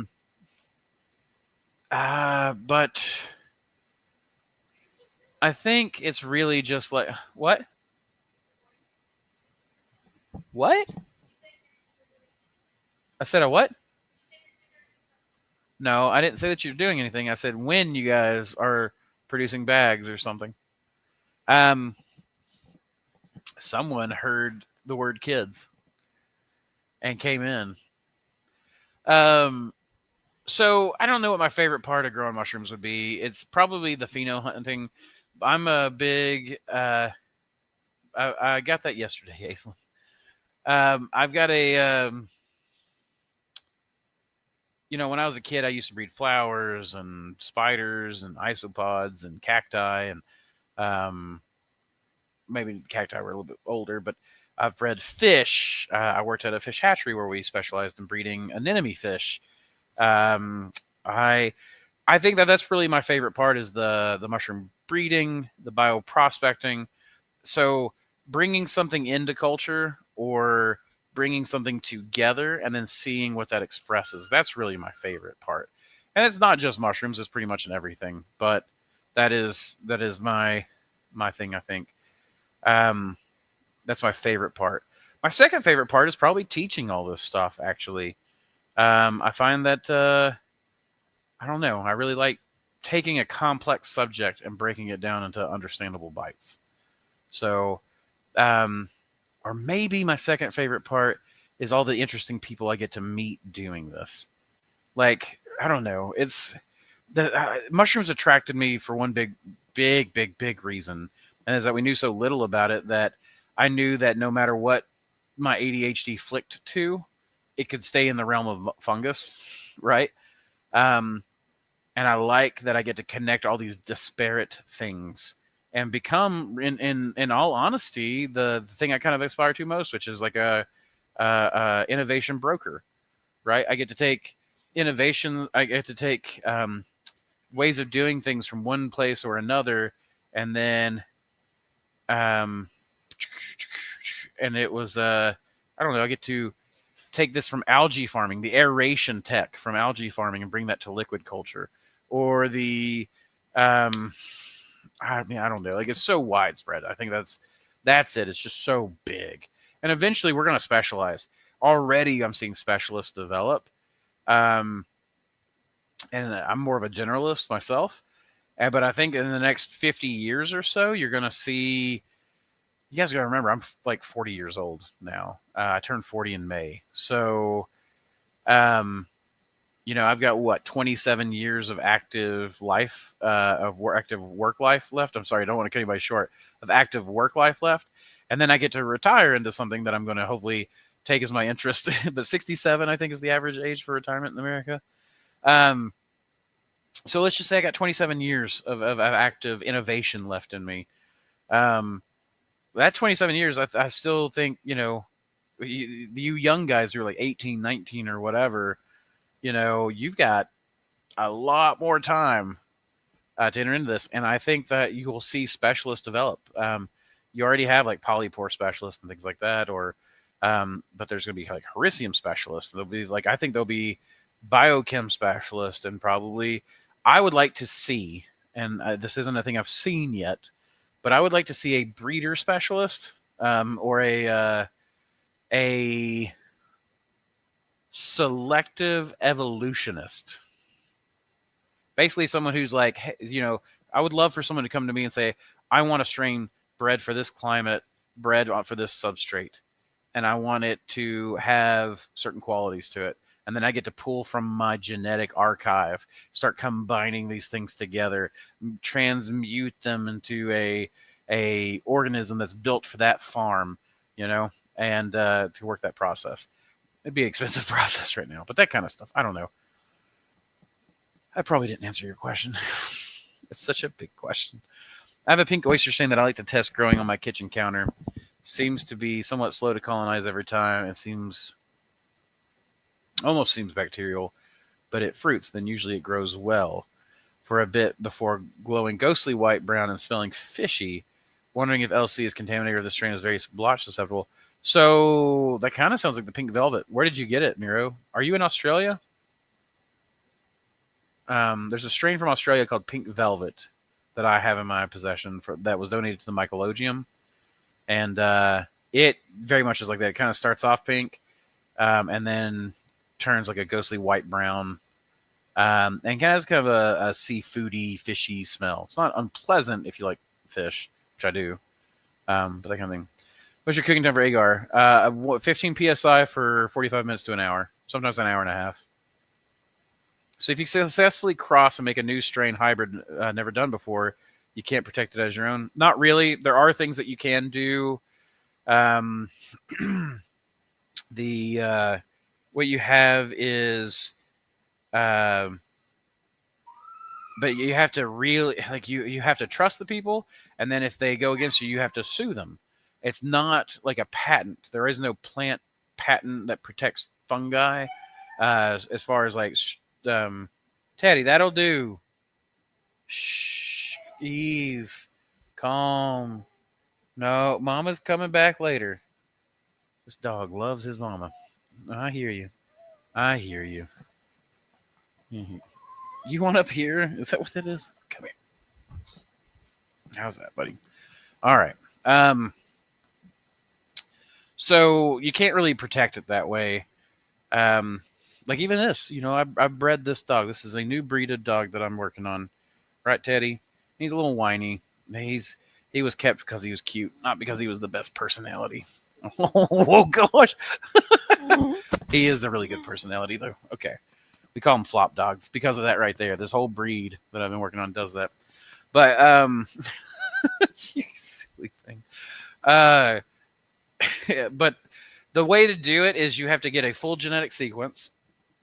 And then from the full genetic sequence, you put that in a contract. And then you have to be very careful who you sell that to. And you have to have them sign the contract that if they're caught selling the spawn or culture or whatever of that strain, and that's kind of what we have to do is, that's what we have to do is basically protect through our terms of service. But that's not always the easiest way, because if someone sells a fruit of that to a grocery store and then someone clones that and then they start selling that strain at $5 a syringe, there's not really much I can do to stop that because they never entered into an agreement with me. Now, I think Dr. Oman gets around this because he does this and then he leases those strains to extract companies. And so the extracts that are sold are never living, right? So it's not leaving the company's hands as a culture. That's really about the only way to protect it. But yeah, there aren't really many protections, at least not in the United States. I don't know about elsewhere. Oh, you need claw trim, bud. And it really sucks because it makes it really difficult. But I have people selling my strains for $5 a syringe, and I don't know what kind of care they take care of it or anything like that. But I saw that the other day, and it was a little discouraging. But it wasn't so discouraging, that I'm going to quit or anything. So yeah, that's really one of the big things. Oh, Ted. Oh, Teddy Roo. It's my Teddy's tails wagging. I had a blue oyster block I made persistently blotching on me and basically just misted it with 3% hydrogen peroxide instead of water. And it seemed to work even though the block was already blotching. That will often happen. But also, if it blotches, one of the best things is to take it, pull the blotch fruit off, really scrape it down to the substrate level, let it grow again. It won't always fix it, but most of the time, the second flush will be better. So, just got here, and I'm not trying to spread wrong info, but I was watching a Ed Grand vid from today and tried to go back and finish watching it, and it was not my way. So, yeah, someone else talked about that, about how it seems like Ed's channel's been deleted, which really sucks. I really hope that's not the case. It will break my heart if it is the case. For bulk deals with your premixes, what classifies as bulk? Are we talking a couple of kilograms or 10 kilograms or plus or 30 plus? I have a by the case deal that there's a couple of different breakdowns. If you'll email me, I'll get you the price list of that and how we do that with our resellers. But we do work with people who want to sell our product, and we do a pretty significant discount on a case. I think there's a couple of kilogram packs in there. There's some, I can't remember the breakdown. There's like a few 100-gram packs, a couple, like, I think it's 10 100-gram packs, 4 300-gram packs, 2 500-gram packs is the minimum case order, but I'll have to check that. Samantha does all my fulfillment, so. Yeah, you'd best not cut anyone short. Crap, I don't remember what you're referencing now. Yeah, pink velvet for my, he's selling pink velvet? I I'd only been really selling that on Spawn, I think. Or maybe I don't think I even sold it yet. But yeah, it's an interesting strain. It's very, very interesting. I didn't know my Mycelium Emporium was selling it. I did find his alternate channels, but couldn't find the OG one that he used the most. I know he was teaching a class today, a few hours after the video was posted. It and that channel MIA. No, you don't seem to be wrong. I've asked her a couple people to go and confirm, but nobody's been able to find it. It seems like, which sucks. Emmy, my Mycelium Emporium just happened to be the source of my first order of LCs. Got like 5 syringe deal, but I've been slowly switching over to cultures from you or from my local forest. Hey, I'll be the first to admit, like, local forest is probably always it's not always the best, but it's going to be one of the most adapted to your areas. That's one of the reasons why with my mentorships now, every single one of them I teach them at least lightly how to do bioprospecting, how to clone mushrooms and stuff. But yeah, that's it's important. I think the collection of local genetics is very important. And that said, I look, my Mycelium Emporium, I'm not going to be mad at you bought from him or anybody. Like, who am I to say that? I do appreciate you supporting me, and I do try to give you a really good product, even at the detriment of my speed sometimes on fulfillment. But we do always try to get you guys the best thing. Yeah, but I bet not. That's not cutting my short. Well, Rose, I'm not trying to.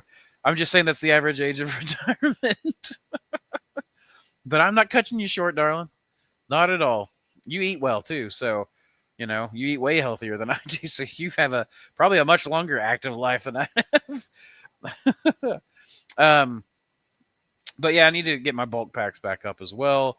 Get the LC. I've got to rework the whole LC thing, and then what we're gonna do, we're gonna move to a simplified spawn system, where we just offer like a blue, a gold, a pink, or whatever. That'll help with fulfillment. It'll allow me to be a little bit more flexible. And then it probably will allow me to bring the price down a little bit on Spawn, which will be good for people who want to use it, because it'll still be my genetics. It'll just be, it may not be. It's too hard to try to get people to order as many different strains as I have of Spawn, so we'll probably just go liquid culture on that. But with that, we'll get the bulk packs back up eventually, hopefully very soon. I got to work on this class though. I mean, this new mentorship. So by the way, in the link. At least on YouTube, I don't think it's on Facebook right now, but there's our online mentorship has started. So we're going to be doing about a class a month on different topics, where people get to spend with me about one day a month or so. And you can buy the class. You don't have to take the basics. Like right now, November 22nd is mushroom cultivation basics. And the next class will be a liquid culture deep dive, where we'll go over aeration, an automatic syringe puller, all kinds of stuff. We'll go into how to build those things and how to work those things, LC premixes and nutrition and all kinds of things. But the first class is the mushroom cultivation basics for November 22nd. It'll be 1 p.m. to 7 p.m. Eastern. And that link, if you're watching on YouTube, is down below. That said, for anyone that's on here, I'm going to do a quick discount code. I can't bring it up right now, but it's just code DISCORD, DISCORD.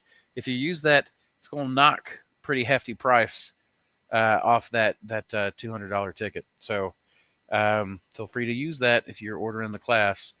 It will only work on the class, but it'll save you some money. I think there's only 5 spots left for the class, so it's actually sold a little faster than I thought it would. But I'm only wanting to do a few people. So, and yeah, that, like I said, that link's in the description. But I look really forward to it. So for the next little bit, I'll be working on that. So that's going to limit how much I can work on some of the other stuff. But I'm going to try to get those bulk packs up. I also need to get. Ben's ordered the new resin for the biopsy tools. So the autoclavable biopsy tools. And yeah, you interested in that? See it? Gosh, the way you lovingly stare at me creeps me out sometimes. But like I'm your girlfriend or something. But these new design biopsy tools, I'm hoping to have those live because we'll be using those in the class. And Ben's got the autoclavable resin coming, so people will be able to do like, we'll be selling these in like 10 packs and stuff, 10, 50 packs or whatever. So that people will be able to use it for whatever culture they're doing, throw it in a bag, use the next one, throw them all in the bag, autoclave them, then you can go right back to reusing them. I think this will be a pretty slick tool. They're stackable. That's the coolest thing I've seen so far. I haven't seen very many of these tools that will actually stack. I think I can get about 10 slices in there, so it'll be neat. But yeah, there's just a lot of things to work on. Most challenging part of starting a mushroom farm. Okay. Let's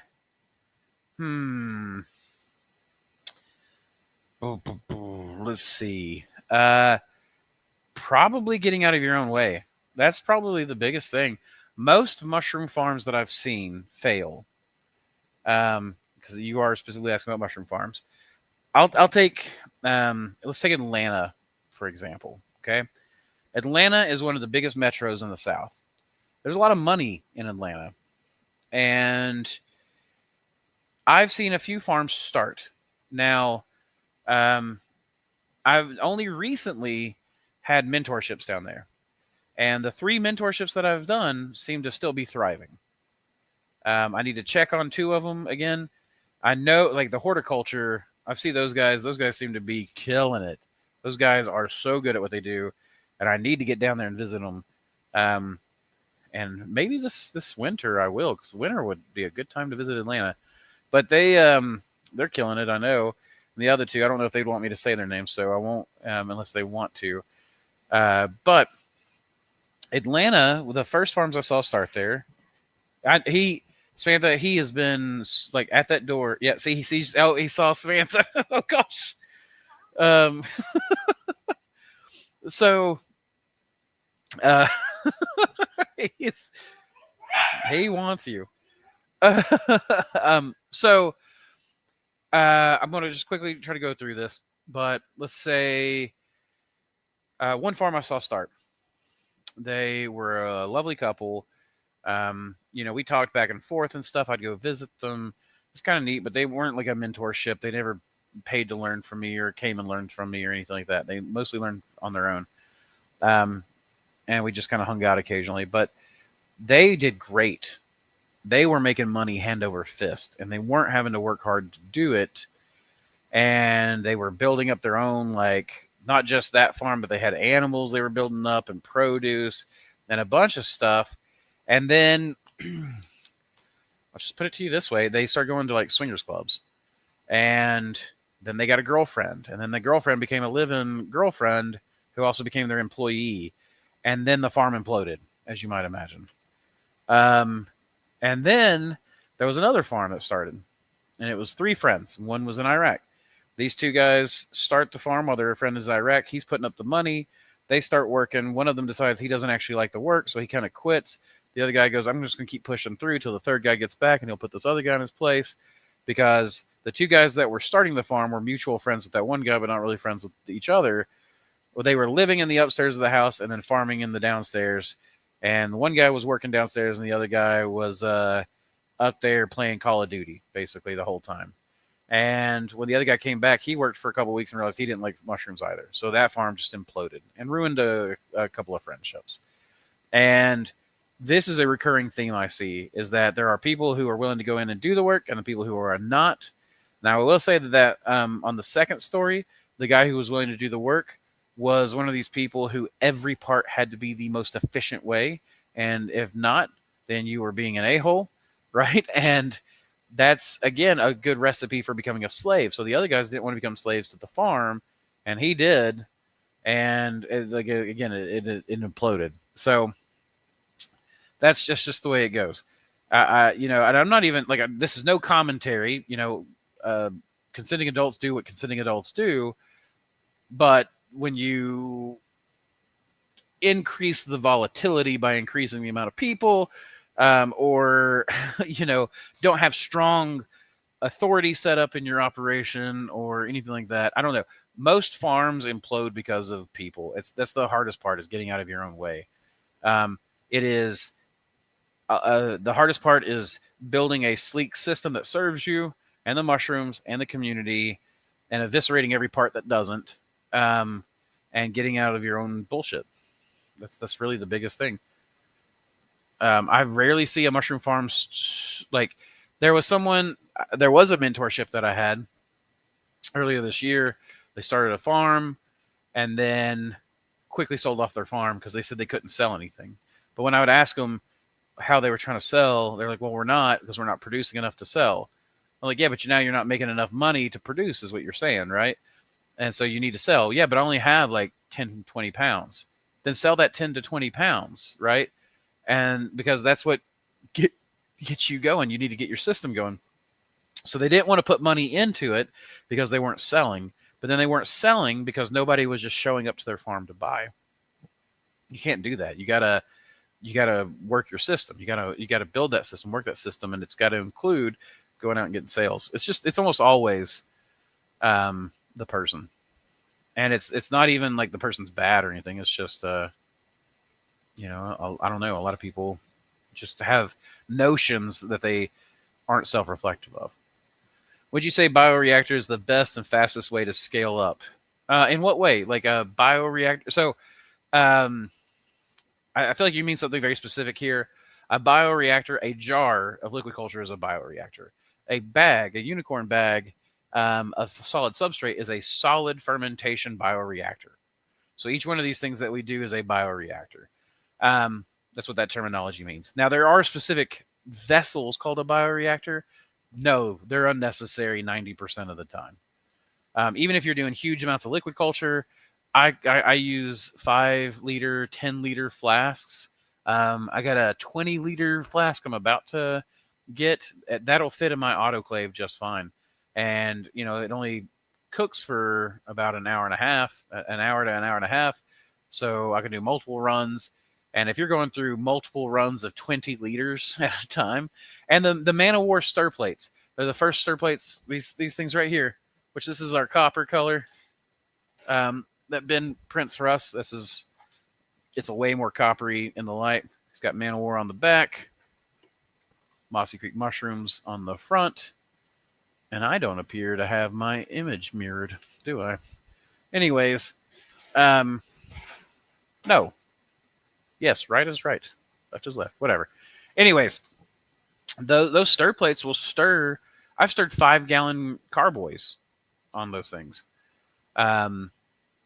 So, and you can do aerated reactors that you want if you want to build up media bottle reactors and things like that. So if you're talking about like a super expensive bioreactor or even one of those Nalgene, like 12-liter bioreactors, nope. We can teach you to make way cheaper for the same deal.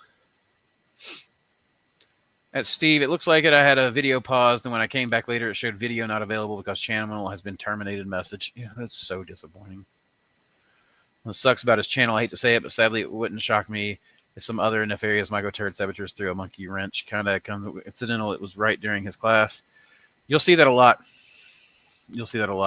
Yeah, I'll have a backup built in for mine. For one thing, I'll have a backup built directly to my Discord server. just because like this, it is weird. It's either the algorithm for every social media has changed. And I've known people who do this who have admitted to me that they do this where they're like, well, so-and-so was trying to sell something somewhere. So I started reporting all this posts and got a thing shut down for a couple of days.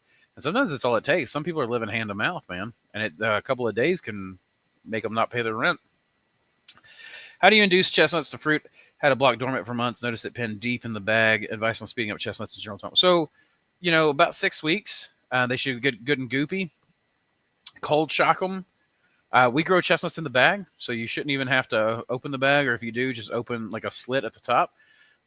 We had an employee that did this one time, and this is what kind of changed chestnuts for us, which we don't do chestnuts anymore because they cause me to having a reaction.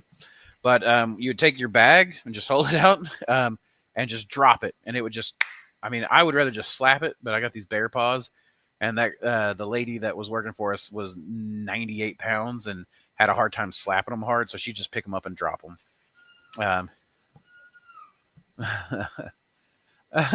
So go to swingers clubs, but don't get a girlfriend. That's not what I'm saying. That is not what I'm saying. But it's not what I'm saying. You do what you want to do. I have no opinion. I have no opinion on that. In fact, I'm one of the weird people who I've only ever slept with my wife.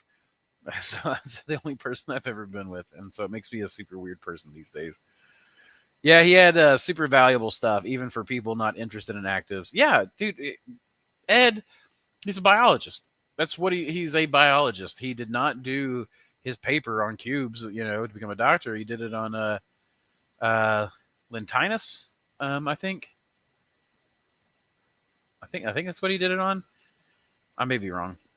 Last question from me today. Friends have brought me spore prints. It doesn't have to be the last question. Have brought me spore prints of questionable sterility. Do you think swabbing them directly on your cleanup mix?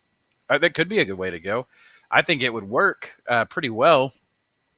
The problem that you're going to have is seeing, because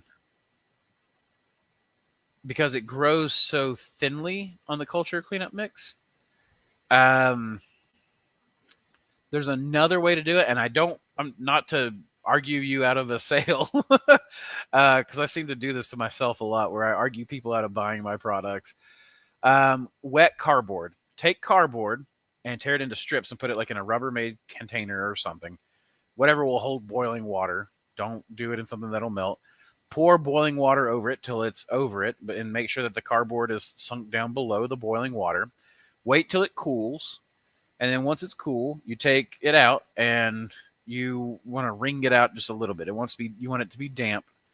You can take that, tear little squares off, and rub a swab of spores across. Now stick that in a baggie and close it up and let it grow. Mold will sometimes grow. Mold will sometimes grow on the cardboard. But it's much slower than the white rot fungi because cardboard is mostly lignous material. So you can do this too when you're bioprospecting and you have a mushroom that's just hard, or it's going to be difficult, like a sopping wet piece of hericium. Those things are like sponges, and they're so hard to clone when they're wet because the moment you try to tear them, it ends up pushing liquid out, which puts bacteria everywhere in your sample. So you want your hericium. I usually dry mine out a little bit, maybe even get the outside dry, and then try to clone from the core. But one of the things that you can do is tear a piece of that hericium off and wrap it in one of those pieces of cardboard and do cardboard clones. And then once you see it growing, now if you're doing anything, if you're doing tropicals, do the cardboard, but don't do this next part, which is with white rot funguses like hericium, oysters, chestnuts, etc. You can wrap up a piece of the stem or a piece of the stem butt or a piece of inner tissue or whatever you can find. Wrap it up in that cardboard, stuff it into a Ziploc bag, close that up, because Ziplocs are usually sterile, and put it in the fridge. If you're doing something other than something that's tropical, like an active or something like that, don't put it in the fridge. You're not going to have good results. But putting it in the fridge slows the mold down, and white rot fungi often have the advantage at these lower temperatures. especially if you're doing the dirty stuff on the interior, and then you wrap it in like a cool coil of cardboard or like a roll with multiple layers. That mycelium can grow through. Once you see mycelium, you can take that and you can clone the mycelium from the cardboard into agar, and that works really well. The cleanup mix, I think, would work really well. Again, it's black as the void though, where it's a charcoal base, and it's a pretty dense charcoal base. So you're going to have a little bit of trouble seeing the fine filaments.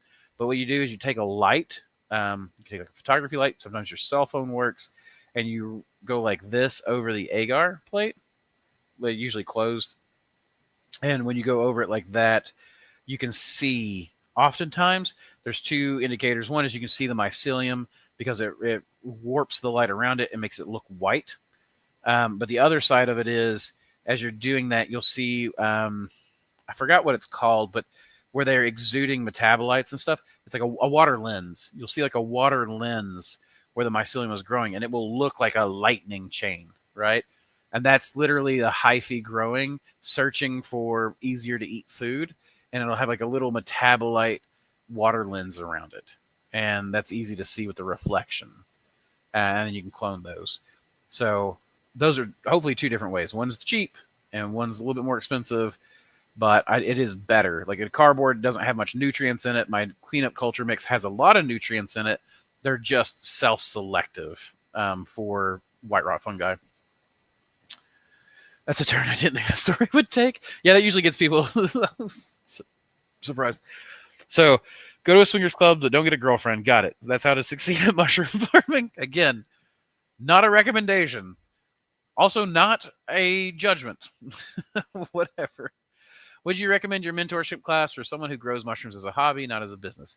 The online class, yes. If you're coming to here to the farm and spending a week, we do have people that come and learn the whole aspect of farm. I've had people come and take it just as like a agro-tourism kind of thing. And that is cool because like right behind the shop, right on Mossy Creek Mushrooms, there's an right on Mossy Creek, not Mossy Creek Mushrooms. There is like I see it from my back dock. This place, I think it's called a Little Place of Mossy Creek or something on Airbnb, and people stay there, and it's kind of expensive, but it's right on the creek, and it's beautiful, and they just walk right over here and take their class, and so I guess I can kind of see it because it's what we do is neat, and you do get to crash course some cool stuff. But the online class, yeah, it's mushroom cultivation basics. It's not mushroom farming basics. We will have Q&A so we can ask farming questions and we can talk about the aspects of farming. But as far as like a hobby, no, we're going to go through a whole bunch of range of things, and every one of them would apply to a hobbyist. Get out of your own way, and then immediately, let me tell you a different way to do this that isn't buying from me. Sign of a man that truly cares. I appreciate that. I have been told by quite a few people that I need to sell myself better. I just feel bad telling you my product's the only product. Like, it's not true.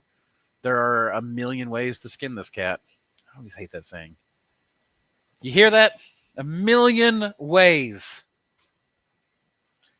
A million ways. Alrighty. Joe Iovino! He's on Facebook. I wonder if he heard me talking about him. Oh, goodness. Well, I've been at this for 2 hours, guys. If you have any other quick questions, I'm going to give you very few more minutes, and we'll do that. Otherwise, I'm going to jump off here and dig up some grub. Is it just me, or is TikTok the worst app? I decided to start posting on there, and I just hate it. I hate everything about TikTok. I don't like even posting there. I don't like it. Why does it seem so bad? It just seems like pure mind rot. Give me 1 second. I apologize.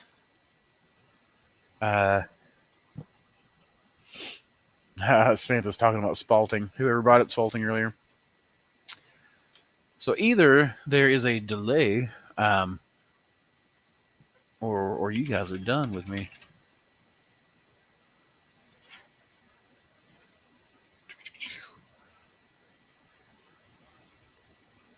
You guys seen the AI song covers? I'm super excited about some of these things. There's one that's Corn, Freak on a Leash. It's an AI soul cover. I'm gonna have to listen to that. But there's also some really good. I just saw that. So you, thank you very much for that. Thank you for joining us. I appreciate you supporting us, and I hope that you enjoy the class, man. I hope that I can really provide some success for you. Hey, you too, Mr. Green Fingers. I don't know why I like that name so much. That name always gets me. Hey, I might go on a. It's getting dark right now. I might go on a night bike ride tonight. At Just Me Fib, yes, Ed is a true one. Most love him, me included, but some don't. Silly Myco, Tribal Lord of the Fly Agarics. Silly Myco, Tribal Lord of the Fly Agarics Part 2. I don't know what that is. Seriously, though, he teaches everyone for free and lots of hate. That he does. He gets a lot of hate. He and I both, we've commiserated on this because I get a lot of hate. It's weird. Come on. You can come here. Come here. You're welcome. This is my squanchy. But it is weird. I don't understand. All he wants to do is help people, and people give him so much. And I will say, it's weird. I've worked in a lot of industries, and maybe it's because of the age that I'm at. Social media wasn't as big of a deal whenever I was working in the hatchery trade or anything else. But the mushroom people are the first people to say, like, let's be like the mushrooms and collaborate, or let's connect together. And then they're also some of the most turnaround and hate-filled people I've ever seen sometimes. And I'm not saying that about anyone here or anything like that. It is weird. I do feel like I attract a certain crowd that is mostly good because I tend not to put up with the bad anymore. So I tend to just be like, look, if you don't like me, you don't like me. And if you like me, you like me, you know. And I love those that love me, and I love those that don't love me, and I wish them the best. I just don't understand sometimes when you post something and, you know, people all you want to do is help. And Ed seems like he's got a really good heart. Hobbyist retired, and then you're gonna be a fun one. You're gonna have a lot of interesting ideas.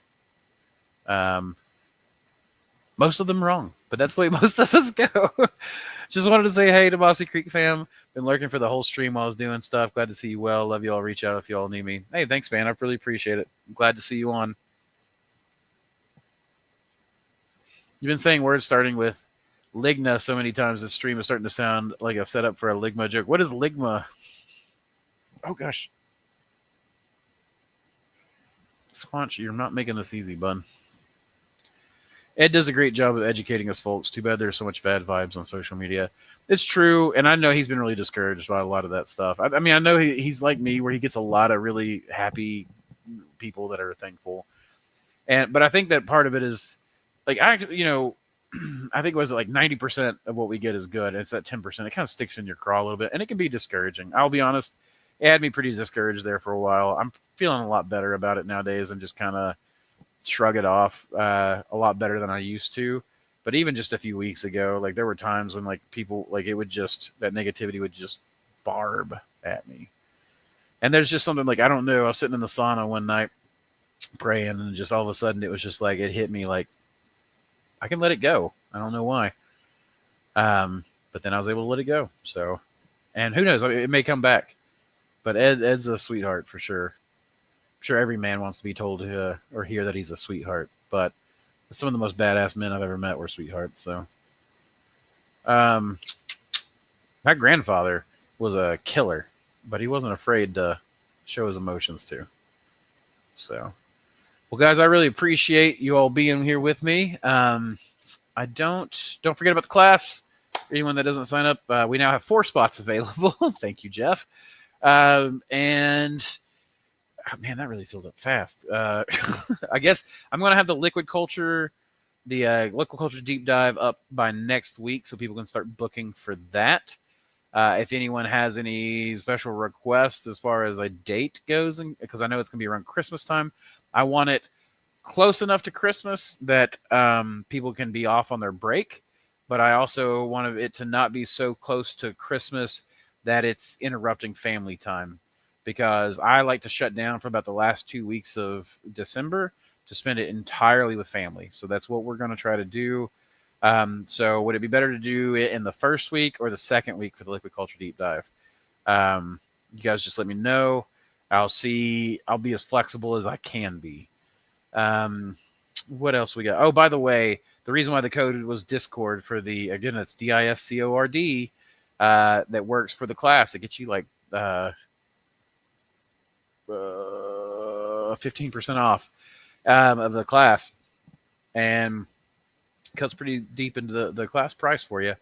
And again, I like that. I want that for the people that are here, supporting us and stuff.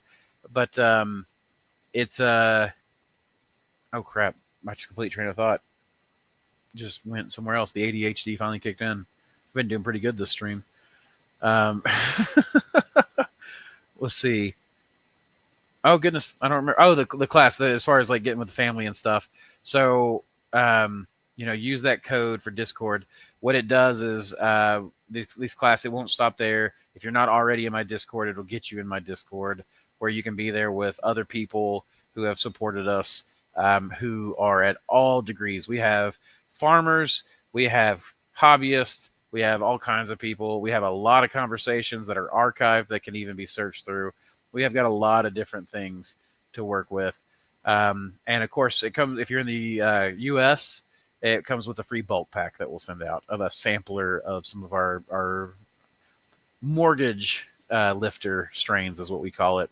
So, I really appreciate that. I appreciate everyone supporting us in the class, and I hope if you have any suggestions, message me or whatever, and we'll make sure to get that going. Well, thank you, Caperdano. TikTok is horrible for anything related to gardening and farming. I know farms pulling in tens of thousands of views per video on YouTube. To get at best hundreds of views on TikTok. Yeah, I don't think I'm going to be doing much more on TikTok. I think I'm going to invest more fully into my YouTube community. You guys have been good to me. You guys have made me where I'm at. So I think I'd like to just keep investing in that. YouTube is still, I think, the world's, like, was it first or second largest search engine? So the micro community is full of huge egos, even in the cube community, which is interesting, ironic, consider that they are supposed to, that is actually like my nuts. Okay, that's where I thought you were going, but I'm a child sometimes too. My grandfather said that if you weren't still finding fart jokes and ball jokes funny by the time you're 80 something, you've really lost your childhood. So you need to keep that stuff going. But yeah, I've always thought that was interesting how I've seen some of the biggest egos come from that community. I think it's because it's twofold. So shrooms are not just ego dissolving. They kind of I've seen them really reinforce or really confront where you're at, but it really depends on get down, bad kitties. It really kind of depends on where you're at. So I've seen people just get reinforced. Like I've told people, like, if you're a Christian and you go under, you're going to come back probably more of a Christian. If you're a pagan, you're probably going to come back more of a pagan. If you're, there's basically, it kind of reinforces any of those life choices if you're heading in a fairly good direction already. If you've got a lot of trauma, a lot of time, and you're not prepared to deal with that, a lot of times it'll make you confront that. But then there are times when it's just like, I don't know,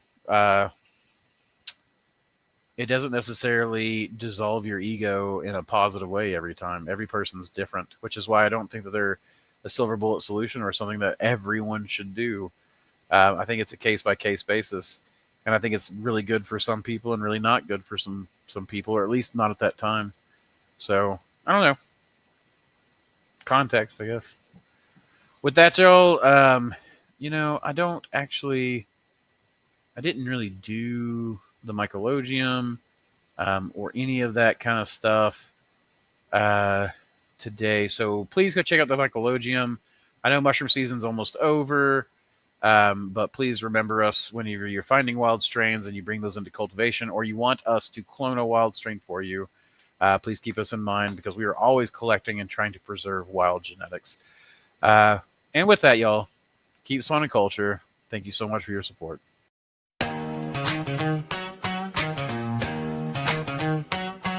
Yeah, they said the creek was quiet until I showed up with the flash. Now it bubbles like a cauldron full of chaos and sass.